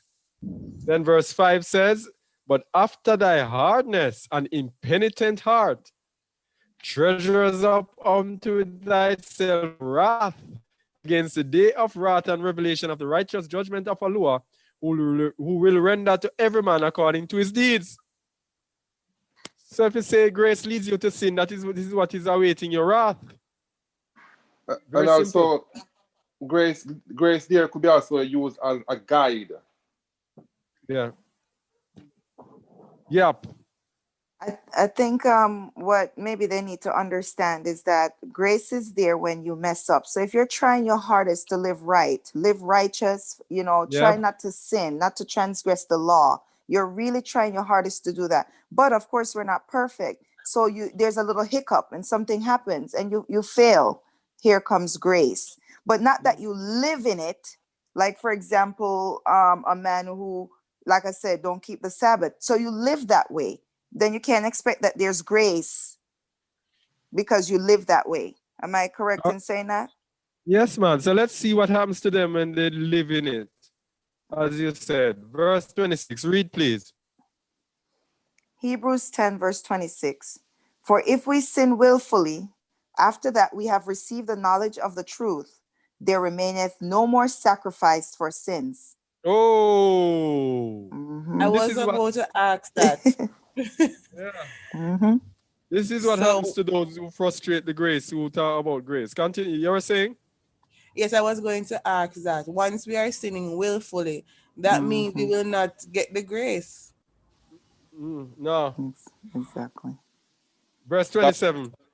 But a certain fearful looking for of judgment and fiery indignation, which shall devour the adversaries.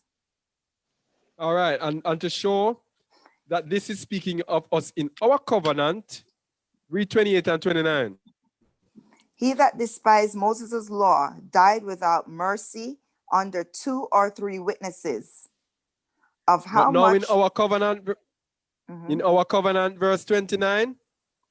Of how much sorer punishment, suppose he, shall he be thought worthy, who hath trodden under foot the son of Aluah, and hath counted the blood of the covenant, wherewith he was sanctified, an unholy thing, and hath done this despite unto the Spirit of grace. So right away now, Yahuwah becomes your enemy because verse 30 says, For we know him that hath said, Vengeance belongeth unto me. I will recompense, saith the master. And again the master shall judge his people. no, it's Yahuwah. Yahuwah? I will Yahuwah. recompensate Yahuwah. And again, Yahuwah shall judge his people. Judge Read his verse people. 31. It is a fearful thing to fall into the hands of the living Aluah. I think this is an easy statement. Yahuwah becomes your enemy because you sin willfully. No more sacrifice for sins left for you. Only terror awaits you. All right. So that is for the grace people who believe grace and steroids, they call it. That is why I'm saying it is so dangerous to actually saying that and living that. Dangerous. Yes. All right. So we are at the point where we understand what it means by sin taking occasion by the commandment and wrought in me all manner of concupiscence. For without the law, sin was dead. Verse 9. For I was alive without the law once, but when the commandment came, sin revived and I died. All right. How did sin revive? Sin revived because it tells us what sin is. Yeah? Yep. And 10. Wait, let me see. 10. And the commandment which was ordained to life, I found to be unto death. All right. So the commandment is life. Because remember, as you were saying, that if you obey the commandment without the Messiah, it leads you to death. It can lead you to death, rather. And if you obey it with the Messiah, it leads to life. So the commandment is there for us, depending on where we want to go. So the commandment which was ordained to life, I found to be unto death. Verse 11. For sin, taken occasion by the commandment, deceived me, and by it slew me. All right, so you know what sin is. The sin tricked you because in the back of your mind, you know what sin is. But there is something, a sin nature, a nature in us that is going to pull us to sin. Once you know that it is wrong to do certain things, as we said before, it is going to be a thrill for you. All right? And as we have said before, this is why people cheat. And I was reminded of the words of a song. An old song by Billy Paul, Me and Mrs. Jones, a cheating song. Who know that song? We all do. Me and Mrs. Jones. Got a thing going on. Oh, we yes. gotta say. Yeah, that one. Going on. Hear the line from that song now. Hear the line from that song which pertains to what we're saying. We both know that it is wrong, but it's much too strong to let it go now. Remember that? It excites them. We both know that it is wrong, but it is much too strong to let it go. That is the sin nature in us. Both of us know that it is wrong, but it's so strong. It's such a thrill. We cannot let it go. You got it? Brother B, Yeah. there's someone on YouTube asking if you are, it says what, if you are, or if you're a person who lives, it says, so I have a question. If a person is not an Israelite by blood but lives spiritual like one of them, is he one? Is he an Israelite? No, he cannot be an Israelite. He's a stranger that joins himself to Israel. Thank you. All right? Because the Bible does not tell you that anyone can become an Israelite. An Israelite is a nation of people by descent of Jacob, the children of Jacob, and certain promises are made to them, and strangers can partake of the promises by living as the Israelite. As it says, one law shall be to you and the stranger that sojourns among you. So you can sojourn among the Israelites. All right, partake of what they partake, be in fellowship with them, be one with them, and you have and can have an inheritance with the Israelites. But it will be a different inheritance. That is another thing. The inheritance of those who are not Israelites is different from those who are Israelites. But yes, you can join yourself to them, be part of them, but you cannot be an Israelite because an Israelite is a family by blood, by descent from Jacob. All right, thank you. So if any more questions come on that end, you let me know. All right. All right, so we are at 11. So we are okay with that. Sin taking occasion by the commandment deceived me and it slew me. Verse 12. Wherefore the law is holy, and the commandment holy, and just, and good. So how can something that is holy, just, and good be done away with? What he's actually saying is that the fact that the law shows up sin and sin is deceiving him is actually showing that the law is good. So he's actually telling us here that it is not the law that is the problem. You seeing that? Hello? Yes. Hello? We're here. No, I'm saying that it's not the law is the problem. So what is the problem? The disobedience. It's us who are the problem. That's it. Don't blame the law. And when they say the law is done away with, they are blaming the law as if the law is not good enough for us. But it's us who are lacking. And we're going to see as it goes on, Sha'ul going to show that we are lacking and what we need in order to overcome. Verse 13. Verse 13. Was then that which is good made death unto me? Aluah forbid. But sin that it might appear sin, working death in me by that which is good, that sin by the commandment might become again sinful. All right, this is what he's saying here. This is exactly what he's saying. Was then that which is good, which is the Torah, the commandment, the law, made death unto me? Yahuwah forbid. No, it's not So the it law didn't that kill is the him. problem. No, made death, it is not the law that is the problem. It is sin working in him through the commandment, through the knowledge of sin, which is given through the commandment, that sin might become exceeding sinful. So it's a sinful nature that is using the commandment in order to bring us into death, to bring us into more sin, which leads to death. You got that? You understand that? Hello? Are you understanding? Loud and clear. I don't want to leave. Loud and clear. All right, say again. Yeah, all right. Repeat it. Someone asked you to Hello? repeat it. What a wicked question that, Deborah. All right. This is a hard one to repeat. All right.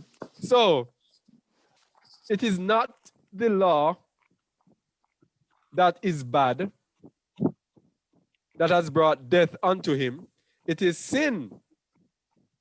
All right? Working death in him, bringing him unto death, because we know the wages of sin is death. But the sin is using that which is good, which is the commandment, the law, the Torah, using that which is good, because the Torah shows us what sin is. So by the knowledge of sin, our sin nature gets excited by sin, and we become even more exceedingly sinful. Right? So, True.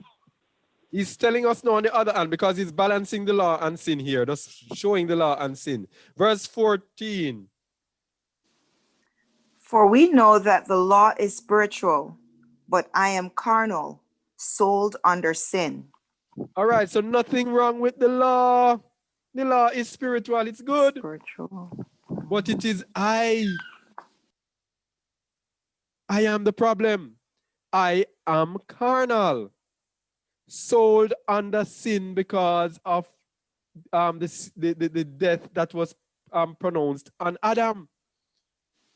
So I am sold under sin because the wages of sin is death, and death was given to Adam.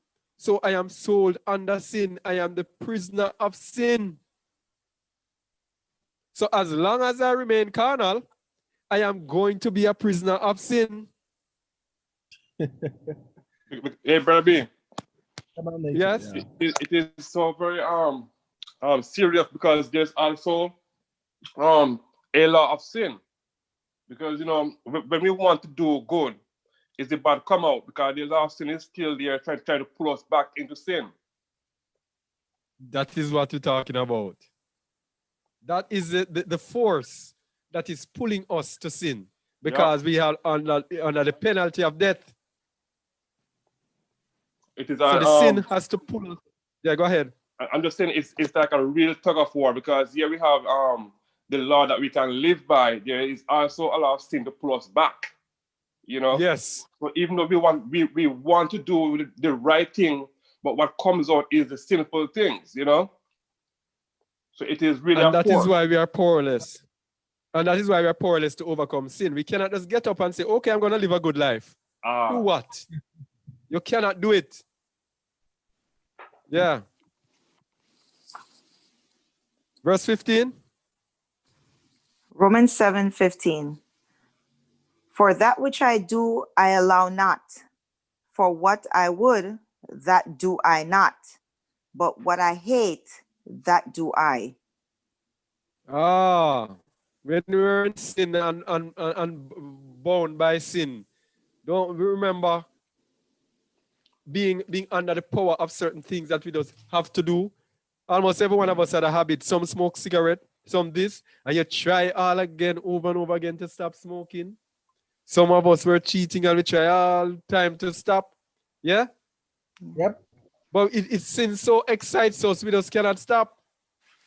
Too nice. Yes. And when you do it,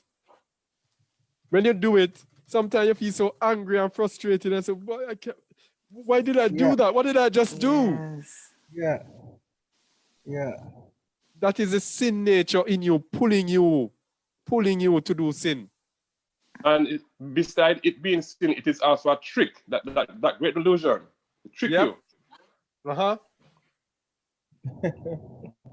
Verse 16. If then I do that which I would not, I consent unto the law that it is good. All right. Why is that? Let me see if you're thinking. Why is it then? Huh? Because the law will be showing us that what we are doing is wrong. What a girl! What a girl, bright. Yes. Brilliant, Queenie. Yes. Yeah, man. If you're doing what is wrong, you are actually saying, yes, the law is actually good because the law is telling me that it is wrong. Yeah. 17. Now then, it is no more I that do it, but sin that dwelleth in me. It is the sin nature that is pulling us. That is why we consciously, in our minds, We do not go out intending to sin. But that sin nature in us is pulling us to sin because penalty of death is upon us and we have to sin to pull us to death. Every day. There's one thing we need to understand with all of this, that Satan said he wants to be like the Most High, right? So whatever the Most High is doing, he is just right there farming his own thing. You know, so it is like a real war. Right here, it is a real spiritual warfare. Yes. So we really cannot underestimate him in any way at all. He is just there. He is watching you. And as you slip, you slide. That's it. So you see, our life must be like every second of each time our heart beat. That is our focus. We are supposed to be. We want to obey the Most High. Yeah. And leave no space for the enemy. Even when he come, he should come and say, okay, you know what, I can't go in. But every second that we waste, it is very dangerous. Yeah. Just a while ago. All right, I think there's a question in the chat. Let me see. I didn't even realize.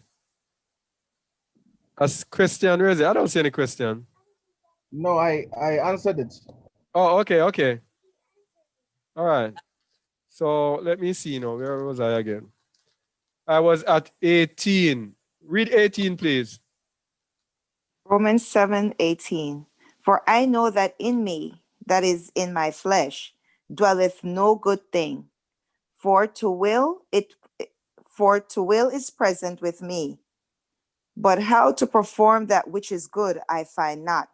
How many of us, while in sin, had this encounter? All of us. All of us resolved to do some things that I'm not going to do that again. Yeah. Right? But you don't know how to do that which is good. Because you can't do it. No. It's not you who's doing it. It's the force of sin pulling you to death that is doing it. And how many of you have this experience in 19? Read 19, please. For the good that I would, I do not, but the evil which I would not, that I do. How many of us have had this experience? You want to do good and you cannot do it. Guilty. Yeah, man. And the evil. Yes.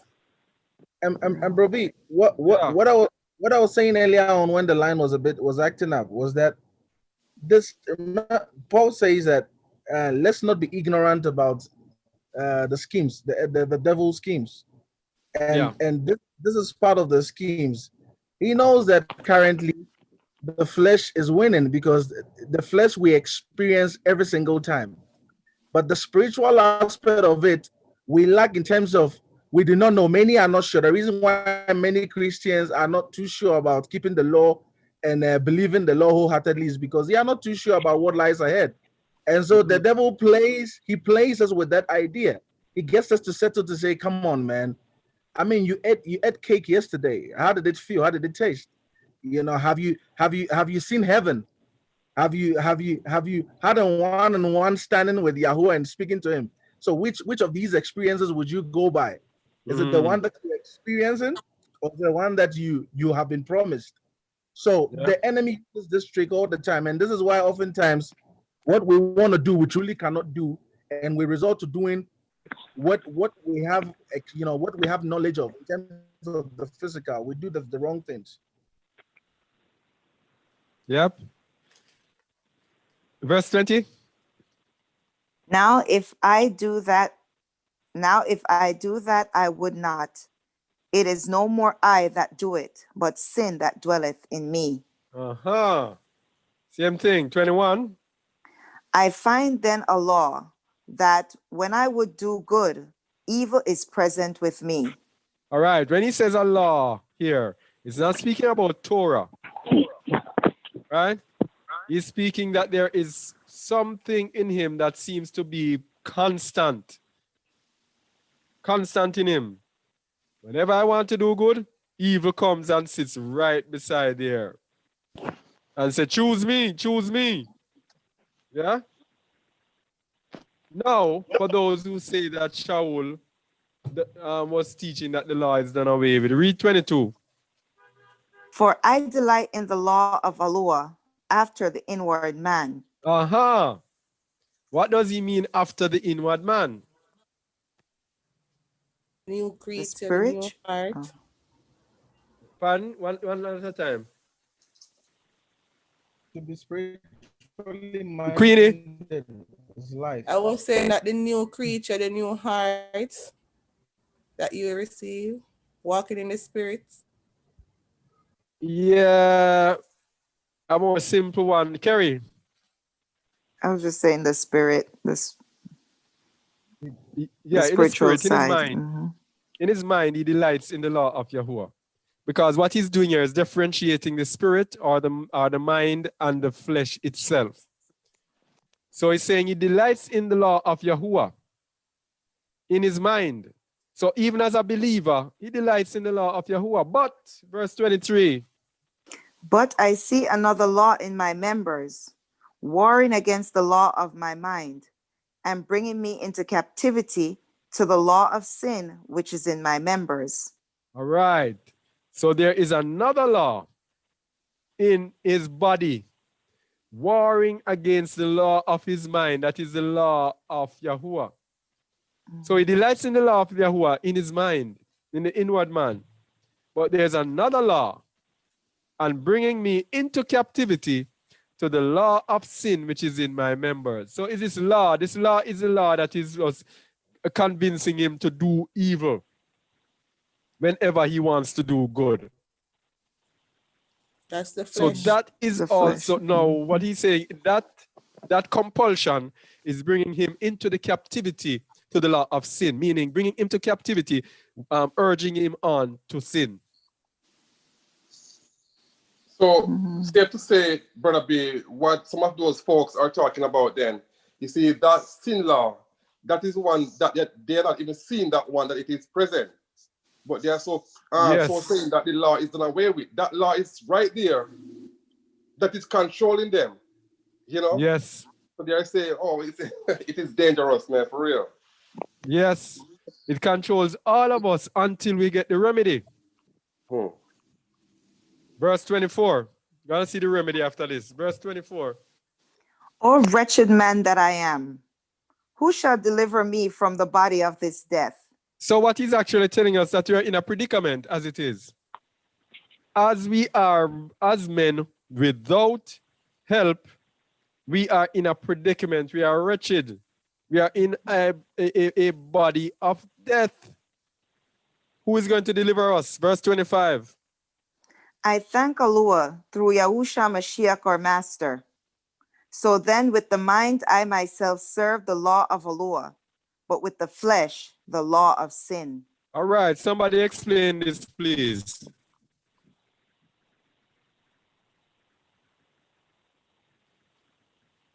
What does this mean? Let me highlight. I thank Yahuwah, Aluah through Yahushua Mashiach our master. What does this mean? Simply. So Paul is explaining what the word means by justification of the Messiah. The Messiah justifies us as our only help to overcome the flesh. Yes. This is our ticket. This is our ticket to overcome. The Most High gave us through Yahushua Mashiach, through belief in the Messiah. And the reason this is so, if we follow the Messiah through a circumcised heart with a good conscience, then when evil presents itself, then the Spirit would lead us to do good. Right? Yes, because in that case, it's like you are presented with a choice. Yes. And with the Holy Spirit, you make the right choice. Yes, and not only that, it shows the ludicrosity of the Christian saying that all you have to do is believe in your mind. Because the belief has to lead to action. Yep, it always true. Yes, so when sin presents itself before you, you have to be led, or your belief in Messiah would be you doing what the Messiah would do, which is the action that you would take. So it's not only a belief. Believing is actually following the Messiah. It's like it's like an alcoholic. It's like an alcoholic Yeah. who says who knows they dying from alcohol overtake or alcohol abuse, and then they are presented an option, to be able to be delivered from it, and they say no, I won't take the option. Yeah. Continue in what I'm doing. I think it works. Yep. So, and pretty much they stay in it. So that's Well, what Christianity. I would say with your case, I would say it's like an alcoholic who believes in the cure. Yes. Yeah, and when you come to him and tell him, say, okay, this is what you need to do to overcome it. And he say, yes, man, I believe in it, man. I believe that we should do it. But he does not take the action. Mm. And that is the difference. And also another way to be able to overcome the alcoholism is to stay away from the bars, from the clubs, from everywhere that has alcohol. So you stay away from the church. But he doesn't do it. Stay away from the source. Yeah, but I just want to say it might be with if you're in denial, could be. I wanted to say if you're in denial, then you're definitely not going to overcome it, because you're telling yourself, for alcoholic, for example, that you don't have a problem, but yet once you have a problem, but if you're in denial, telling yourself you're fine, you are not going to go get the help that you need. Yes. All right. So let's continue. So then. I don't see. So then. I don't see it, Brother Brian. Seriously? Okay, sorry. Okay, got it. I thank Aluah through Yahushua Mashiach, our master. So then with the mind, I myself serve the law of Aluah, but with the flesh, the law of sin. All right. So then is a conclusion. He's concluding with all that I just said. With the mind, I serve the law of Yahuwah. Right? Remember he said up here, he delights in the law, but he sees another law warring against the law, his mind, bringing him into sin. So through Yahushua HaMashiach, our master, as a result, with the mind, I myself serve the law of Yahuwah. What does this mean? In the spirit. Your spirit. All right. So with the spirit, what does he do? He obeys the laws. He obeys the law. He obeys the law. He serves the law. He obeys the law. So this Christian's talking about law done away with. He obeys the law in his mind, but with the flesh? But with the flesh, the law of sin. So what does that mean? He's obeying the law of sin with his flesh. He's doing what he's not supposed to do. No. The flesh is what allows you, well, if the flesh overcomes, you'll be serving sin. I guess. Here's it.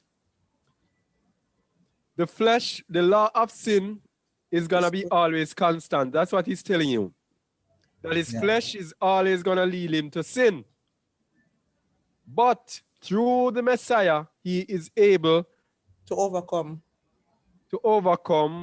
by serving the law of Aluah.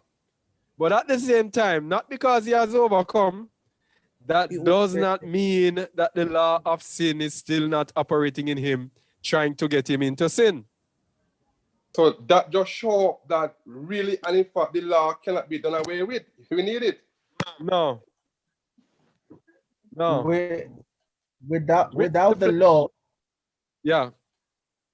Without the law, there's no need for the Messiah, no salvation. Yep. So the law is what makes us aware, is what brings caution to the fact that we are sinners. So we need the law in order to see our sin, our error.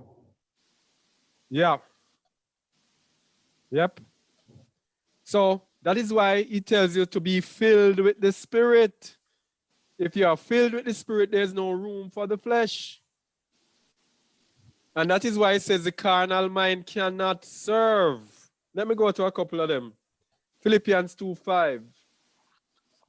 See why he says certain things. There's one also, it is impossible to serve with from the flesh. Yeah, Philippians 2 verse 5. This is what he said. Read, please. Let this mind be in you, which was also in Hamashiach, the Messiah. All right.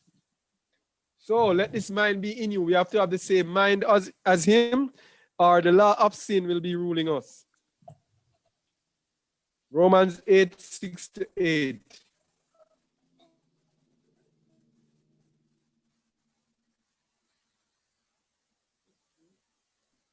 Read this. Romans 8, verse 6. For to be carnally minded is death, but to be spiritually minded is life and peace. All right. So you see that? Carnally minded is death, because our sin nature, the law of sin will be compelling us to sin, which leads us to death. Right? But to be spiritually minded is life and peace. All right. And we know that the commandment is life. So when you are spiritually minded, you are able to obey the commandments and avoid sin, which leads to death. Verse 7. Because the carnal mind is enmity against Aluah, for it is not subject to the law of Aluah, neither indeed can be. Why is it not subject to the law of Yahuwah? Somebody explain this to me, please.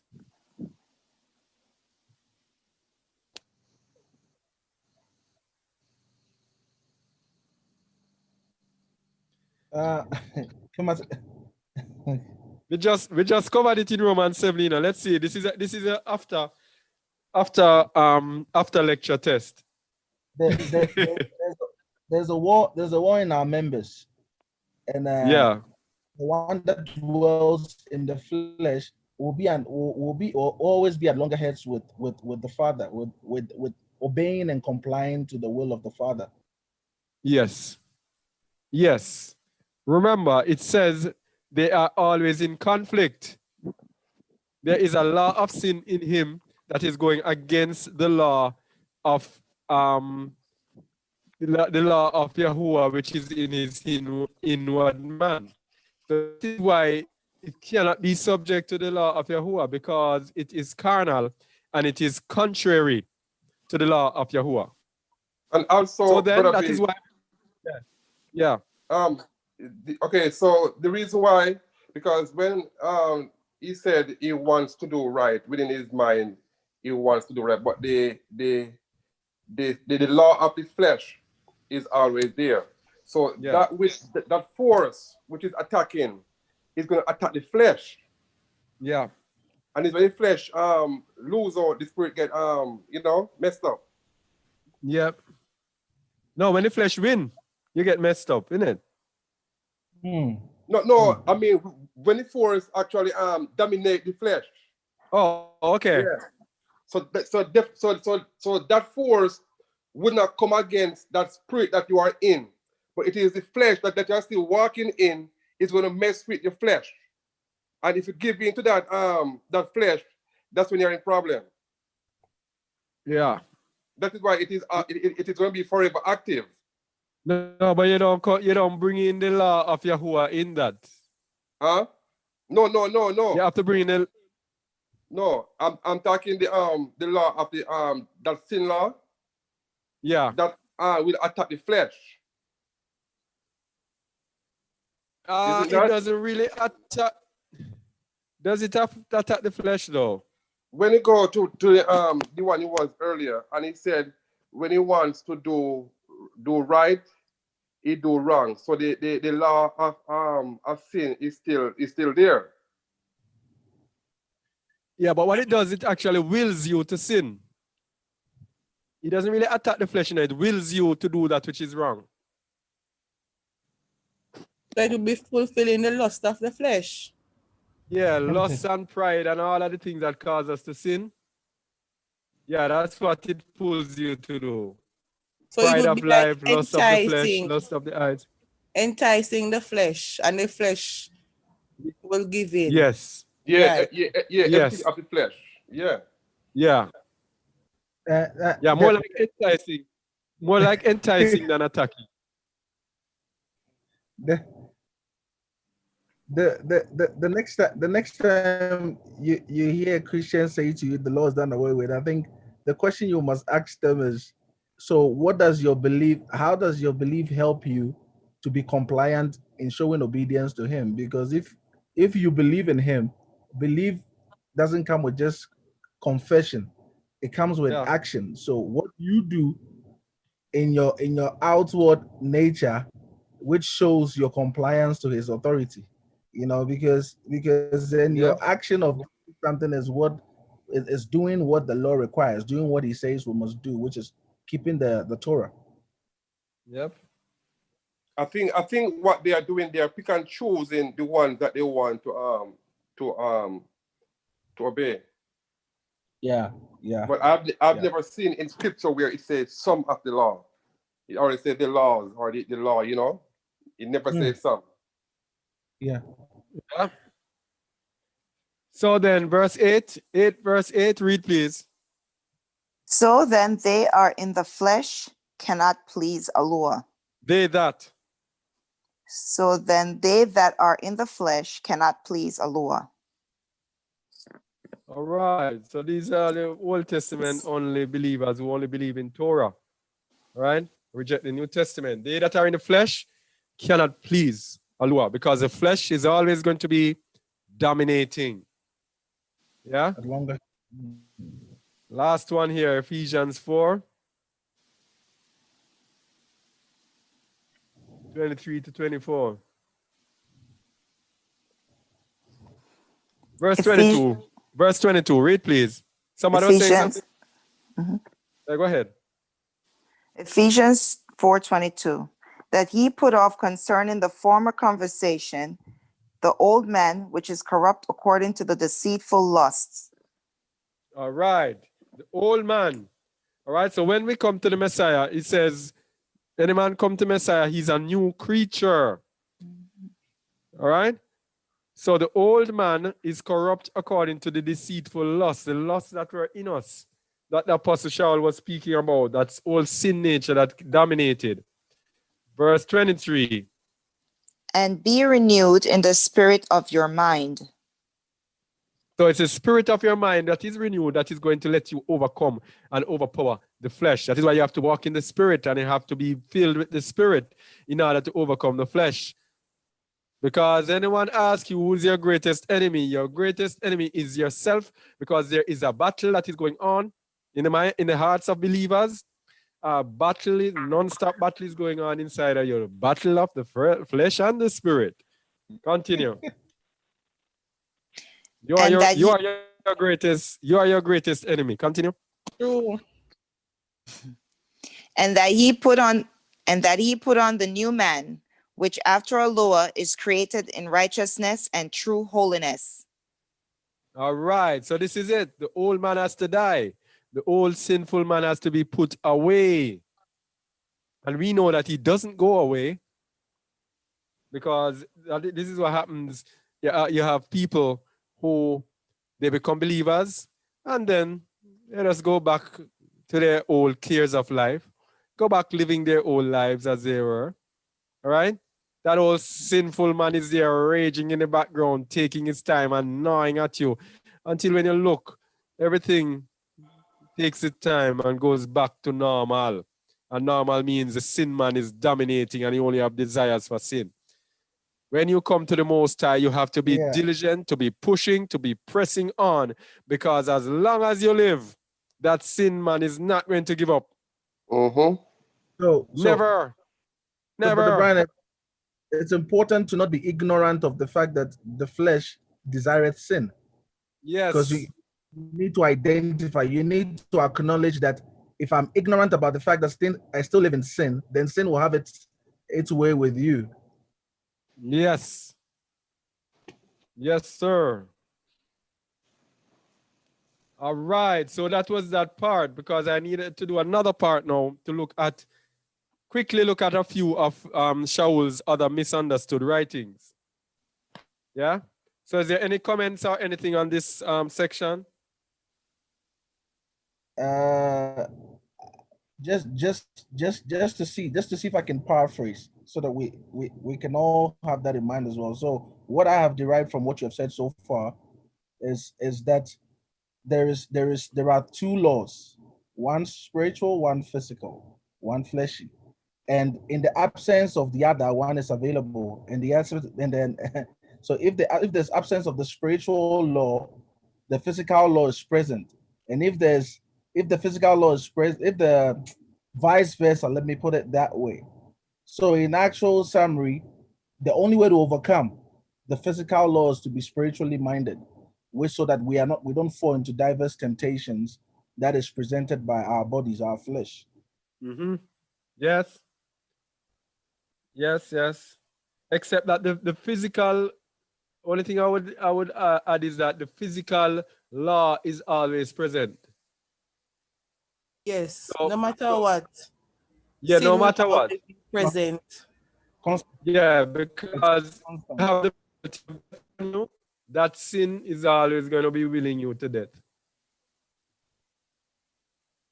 So no matter whether you're a believer or not, sin is just always going to be present. Yes. Yes. That is why we have so much crime in this world, because the place is just ripe with sin. And people learning sin and seeing sin about, and sin that's ripe and enticing everybody. Right up. Yeah. Right? All right. So let's just look at some of Apostle Sha'ul's misunderstood writing. Messiah is the end of the law. Romans 10:4. There are so many of them, but we're just going to look at some of them quickly. Won't be able to cover them. How many times gone on YouTube? Don't want to make it too long. Romans 10:4. Romans 10, verse 4. For the Messiah is the end of the law for righteousness to everyone that believeth. Oh, what does this mean? End of the law.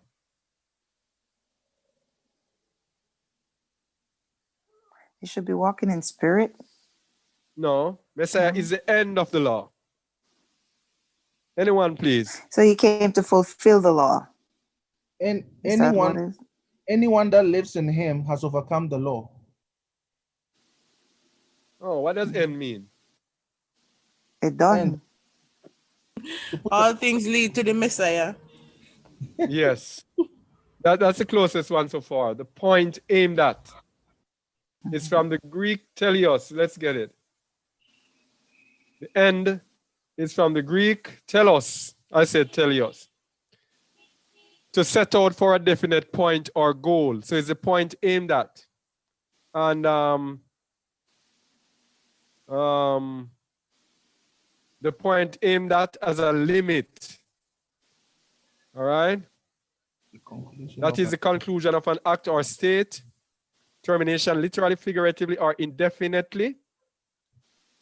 Ultimate or prophetic purpose. Right? So is the purpose the end point aimed at? In other words, the law, the Torah, at him. Everything, it points to him. Yeah. So it was a foreshadow of what is to come. So why does it point to him? That means we have to go to him. Why does it point to him? That's through him. We might. Is the way. Through him.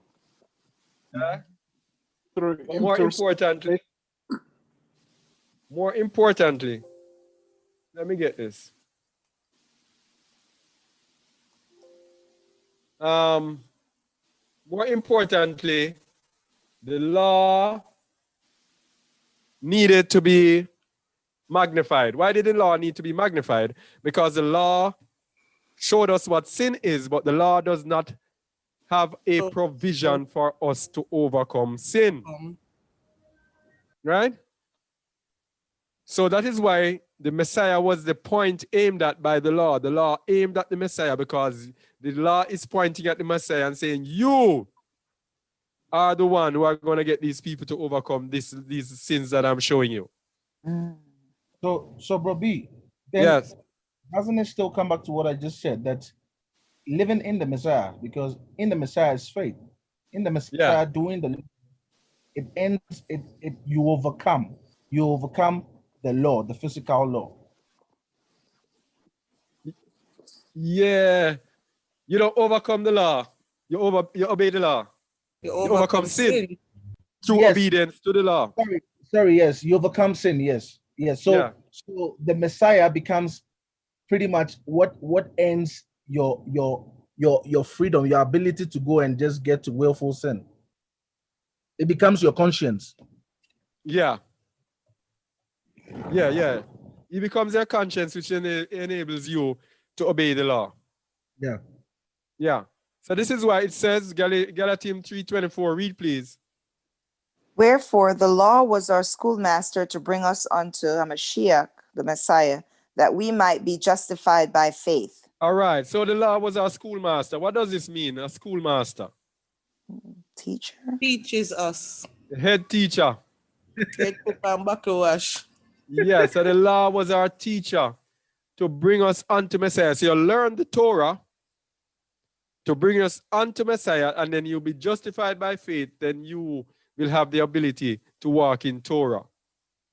So Verse 25. But after that faith is come, we are no longer under a schoolmaster. All right. What does that mean? Now that faith is come, does it mean that we no longer have to obey the law? We still obey the law.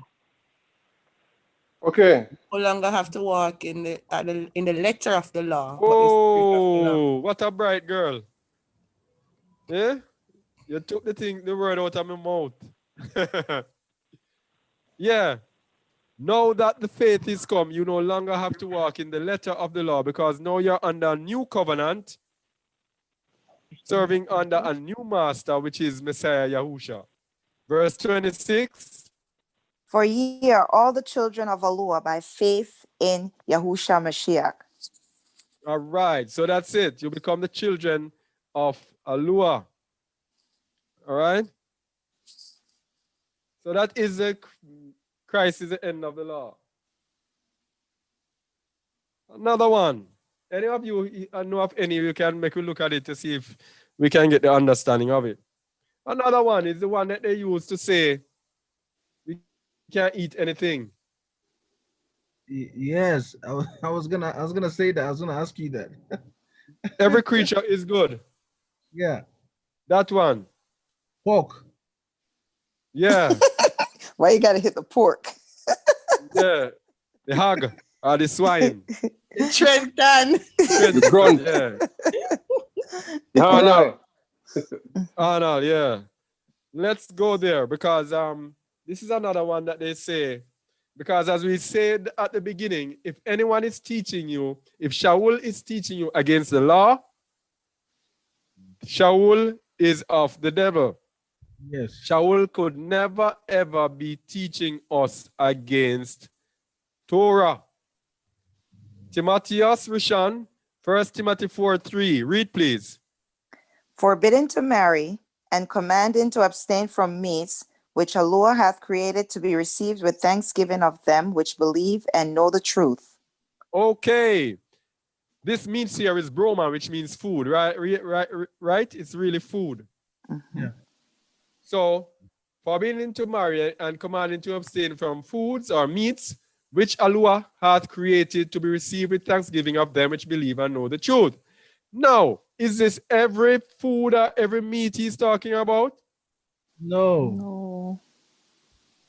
Look at this. Which Aluah hath created to be received with thanksgiving of them which believe and know the truth.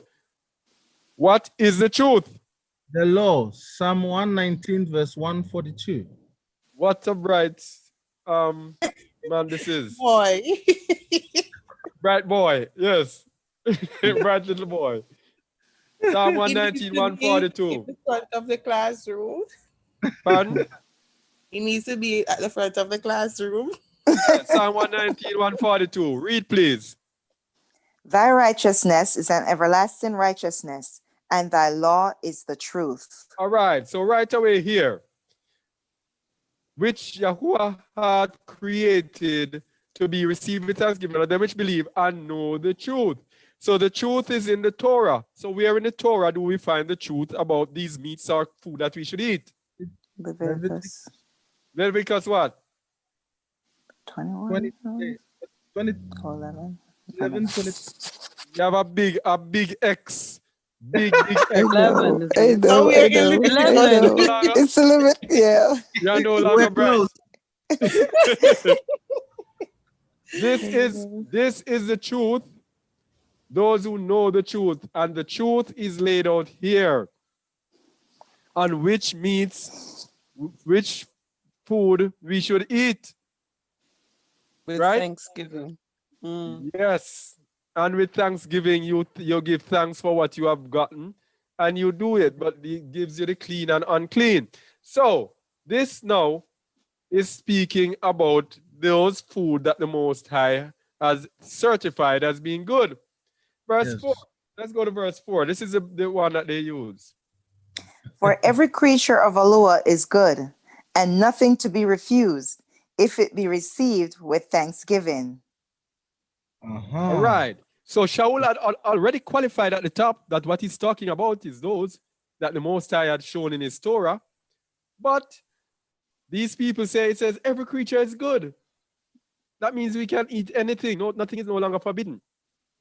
But we don't look at the point that if we say every creature is good, that would mean that Sha'ul was telling us that we can even eat man. And we should eat poisonous animals as well. Yeah. Right? Yep. That couldn't be what he's talking about. Oh. But he qualifies it again in verse 5. Let's go to verse 5. For it is sanctified by the word of Aluah and prayer. Oh, the food is sanctified by the word of Yahuwah. Where is the word of Yahuwah? In the Torah. Leviticus. In the Torah. So where is it sanctified in the Torah? Leviticus 11, verse 1. Starting from verse 1. Okay, so that's it. I've redeemed So myself. anybody still in doubt? He's still in the front Yes, of the class. exactly. So anybody still thinking that Sha'ul was saying that you can eat any type of meat? Anybody in here still believe that? Boy, Brother Brian, I'm not gonna even lie to you. That was my my justification verse for when I was eating it. I that's the truth. That was my, but as you say, you see, when you don't understand, you don't know, like it's the truth. You don't know the truth. And so because you don't know the truth, you just take the word for word. Well, I could eat it. Yeah. So that Yes. was my justification. Yes. And we always say, like when we're eating pork and you know that it's forbidden, we always say, bless our sanctified Father.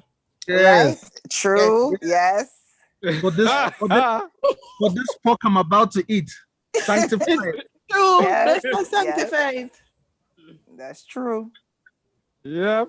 Knowledge of the truth. And the problem with Christians is that they don't use precept upon precept. That's and they true. don't understand Torah. Everything with Sha'ul, as Peter said, those who twist the scriptures, they don't understand the scriptures to their own destruction. All right. Another one of them, Colossians 2:16.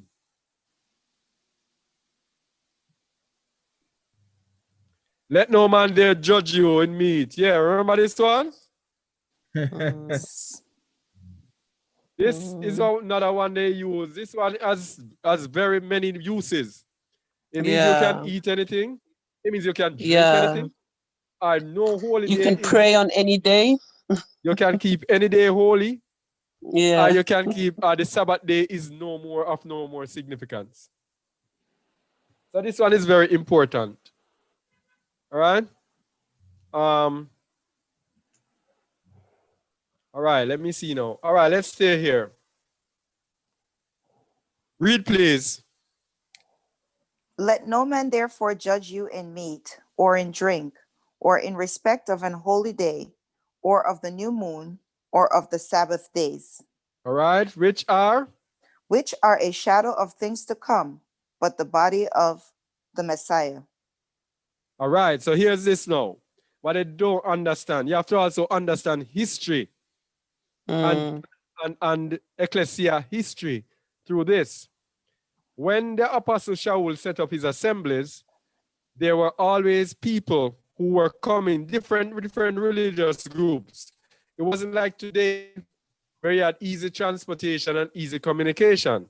He would set up these groups, these ecclesias in homes, etc., and then people would pass through and pollute it with their false doctrines. What he's trying to safeguard here to the Colossians is trying to tell them, what I have taught you, don't let anyone come and judge you in them and try to tell you a different way apart from the way that I showed you. And you're going to see hints of the different types of sects that were coming in. These were people who didn't believe anything to do with Torah. So it has nothing to do with Torah. It has to do with different doctrines. Read verse 18, please. Verse 18. Yeah. Let Queenie? no man beguile you of your reward in a voluntary humility and worshipping of angels. All right, stop there. Stop there. Let no man beguile you of your reward in a voluntary humility and worshipping of angels. This has nothing to do with the law. Look at it carefully. There's nothing in the law that tells you to worship angels and tells you about voluntary humility. Continue. Intruding into those things which he hath not seen, vainly puffed up by his fleshly mind. Well, Queenie, on your roadside, something again. What to carry? Okay, I got it. Yeah.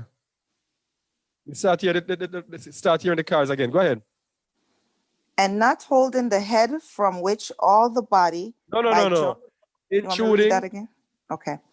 Intruding into those things which he hath not seen, vainly puffed up by his fleshly mind. All right. All right. So these are people who are fleshly. Verse 19. And not holding the head, from which all the body by joints and bands having nourishment ministered, and knit together, increaseth with the increase of Aluah. All right, 20. Wherefore, if ye be dead with the Messiah from the rudiments of the world, why, as though living in the world, are ye subjects of ordinances? Touch not, taste not, handle not, which all are to perish with the using, after the commandments and doctrines of men? Well, stop there. Stop there. You see what is happening here? This is not the commandments of Yahuwah. What Sha'ul is combating here is not the commandments of Yahuwah. It is the commandments and doctrines of who? Men. So these were people who were coming into their assembly with false teachings of men. It would be like us in our assembly now, and Christians are coming in with the doctrines of men, trying to convince us that, oh, no, this is what you should do. Right? Worshipping of angels, voluntary humility, not of the Torah. Verse 23. Which things have indeed a shew of wisdom in will worship. All right, stop there. Will worship is another hint, another clue. Will worship has nothing to do with Torah. What is that? Will worship is a worship where you voluntarily punish yourself in order to be justified. The Stoics. That's what the Stoics believed. Yeah. What is that? The Stoics. Okay. It's a group of people. They believe in will worship. All right? Where you deprive yourself of things and you control your body to a great degree, and you find holiness in abstaining from so many things. This is that where this thing comes in, that like, no, where they do this thing with like Zumba, whatever, I forgot what they call it, meditation stuff, where they sit down in yoga. Yeah. I don't know. Yoga is different. Yeah. You guys trying to access what they call the chakra, all of that, going to some other things. And neglecting of the body. And neglecting of... Yeah. You want me to continue? Read? Okay. And neglecting of the body, not in any honor to the satisfying of the flesh. All right.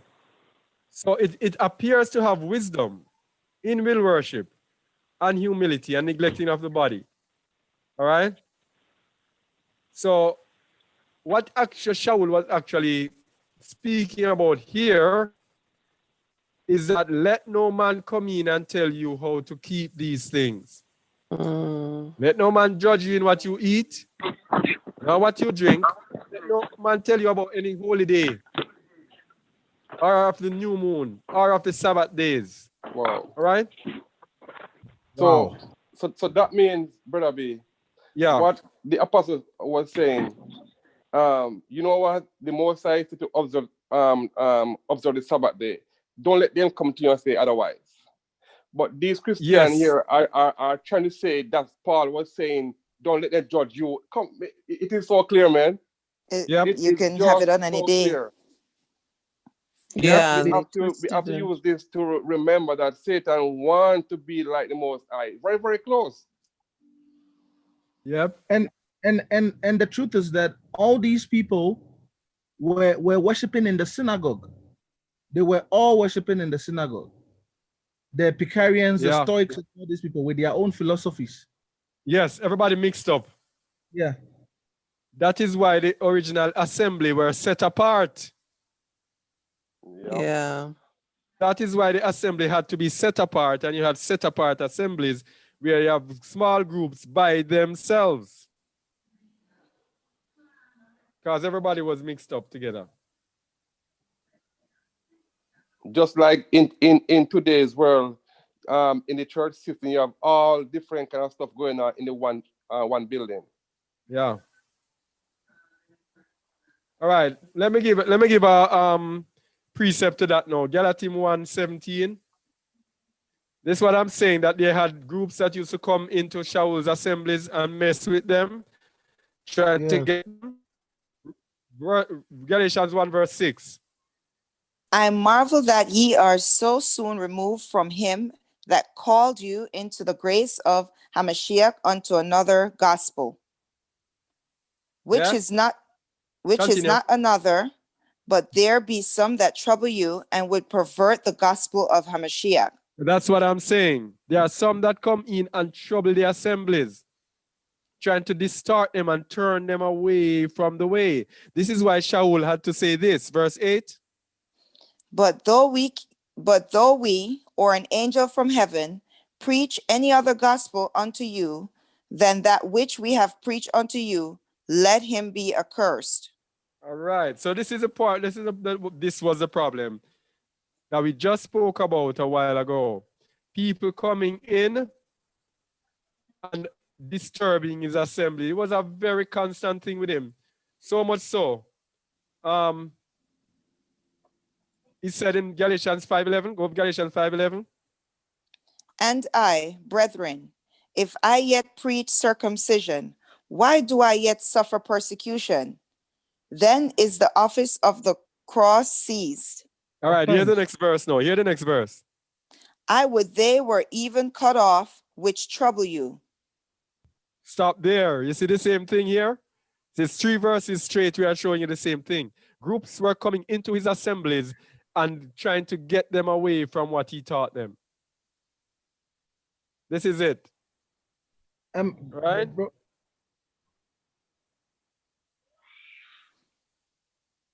All right? Robbie. Yes, Samuel. Another sort of point of revelation as well.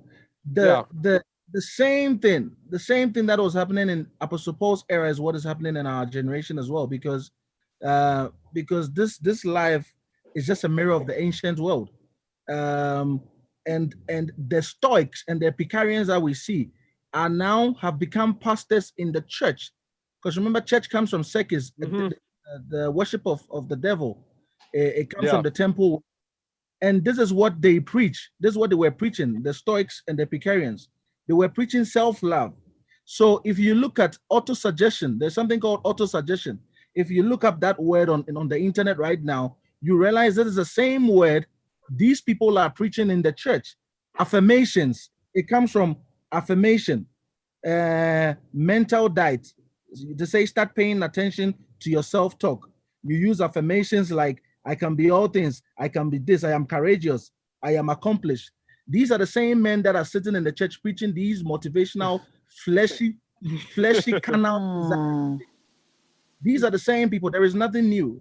So if you search these things up, if you do a deep research on it, you realize they haven't changed. They are the same people in the temples worshiping, because Paul was saying in Acts that he says, as I stood on the mount of something, I beheld their worship and their devotions. And he says, some of them, they are written on the altar to the unknown God. And these are people that were sitting in the synagogues, worshiping and calling on the names of Zeus and all these people. So these are the same Christians.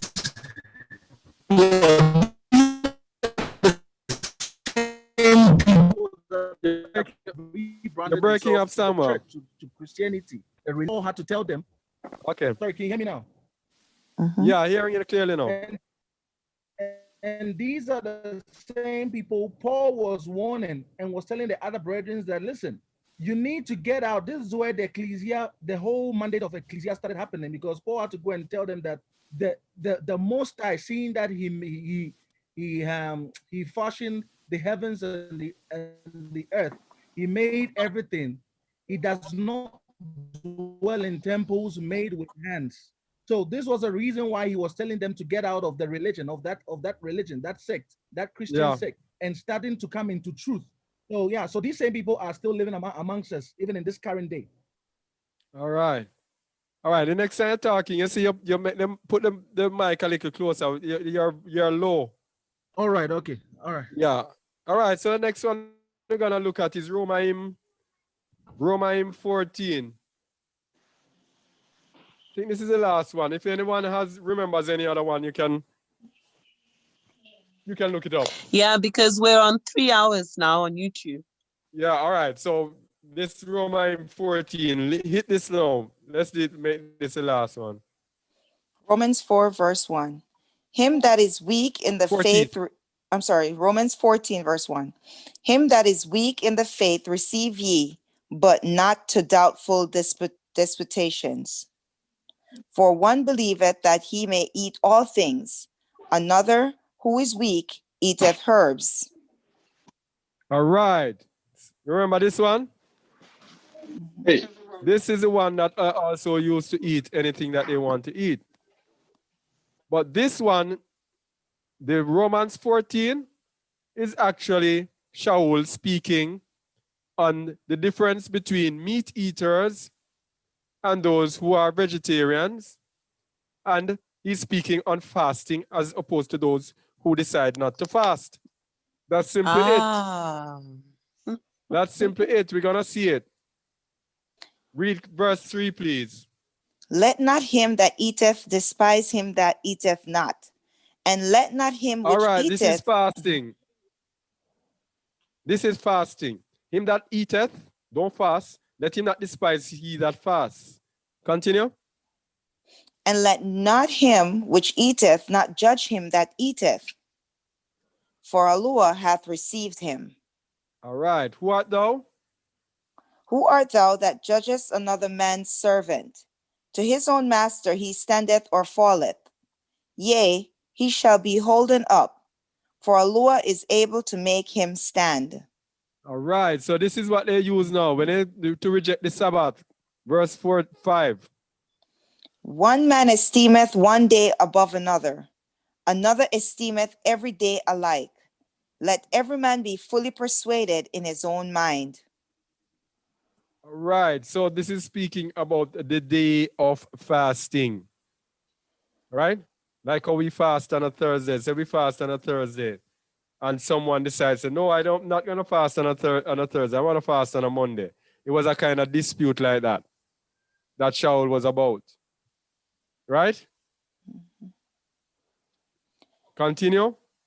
He that regardeth the He that regardeth the day, regardeth it unto Yahuwah. He that regardeth not the day to Yahuwah, he doth not regard it. And to show us that it is about food and not about the Sabbath, he that eateth. Oh, he that does what? Eateth. It's about food. Continue. Eateth to Yahuwah, for he giveth Aluah thanks. And he that eateth not to Yahuwah, he eateth not and giveth Aluah thanks. All right. So this he that esteemeth, one man esteem a day, it is all about fasting. From verse 1 to verse 6, it's all about food. All right? One believeth that he may eat all things. One man believes that he might eat fruits, meat and vegetable. He that is weak, he eats only vegetable. All right? Don't let the one who eats everything despise the one who does not eat meat. All right? In a lot of translations, that herbs isn't there. Yeah? It just says he that eat, because I remember my early days in the truth, someone threw this verse at me and I was like, huh, what's going on? And then I remember Bro Shamuel explained it to me. Yeah.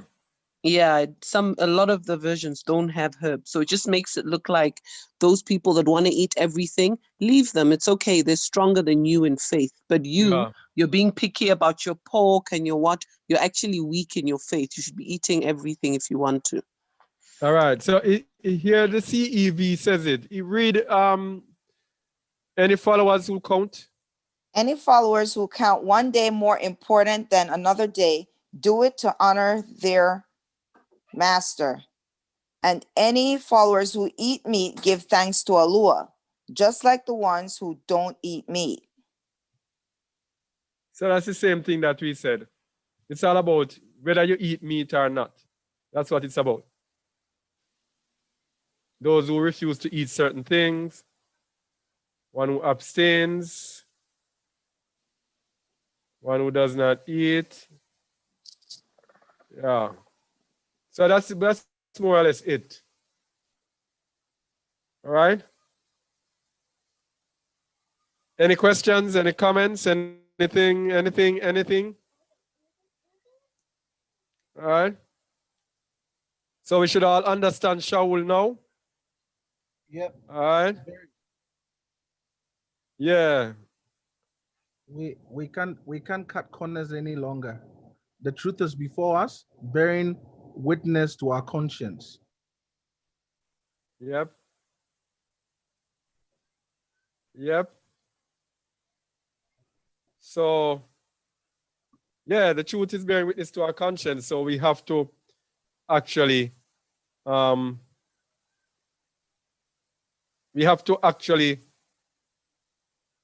walk in our understanding. All right. So we need to close off on YouTube because it's getting too long. To this week, we look on Apostle Sha'ul, or what they call Apostle Paul, and looked on what he actually taught concerning the law. Okay? It's very important that we understand that. And yeah, now we know exactly what Sha'ul was speaking about, and we looked at some of his misunderstood teachings. So thank you for watching. Just a word. Thank you for making it this far into our videos. Please like, share, and subscribe to our channel if you have not done so, and leave your comments and let us know what you think. All right.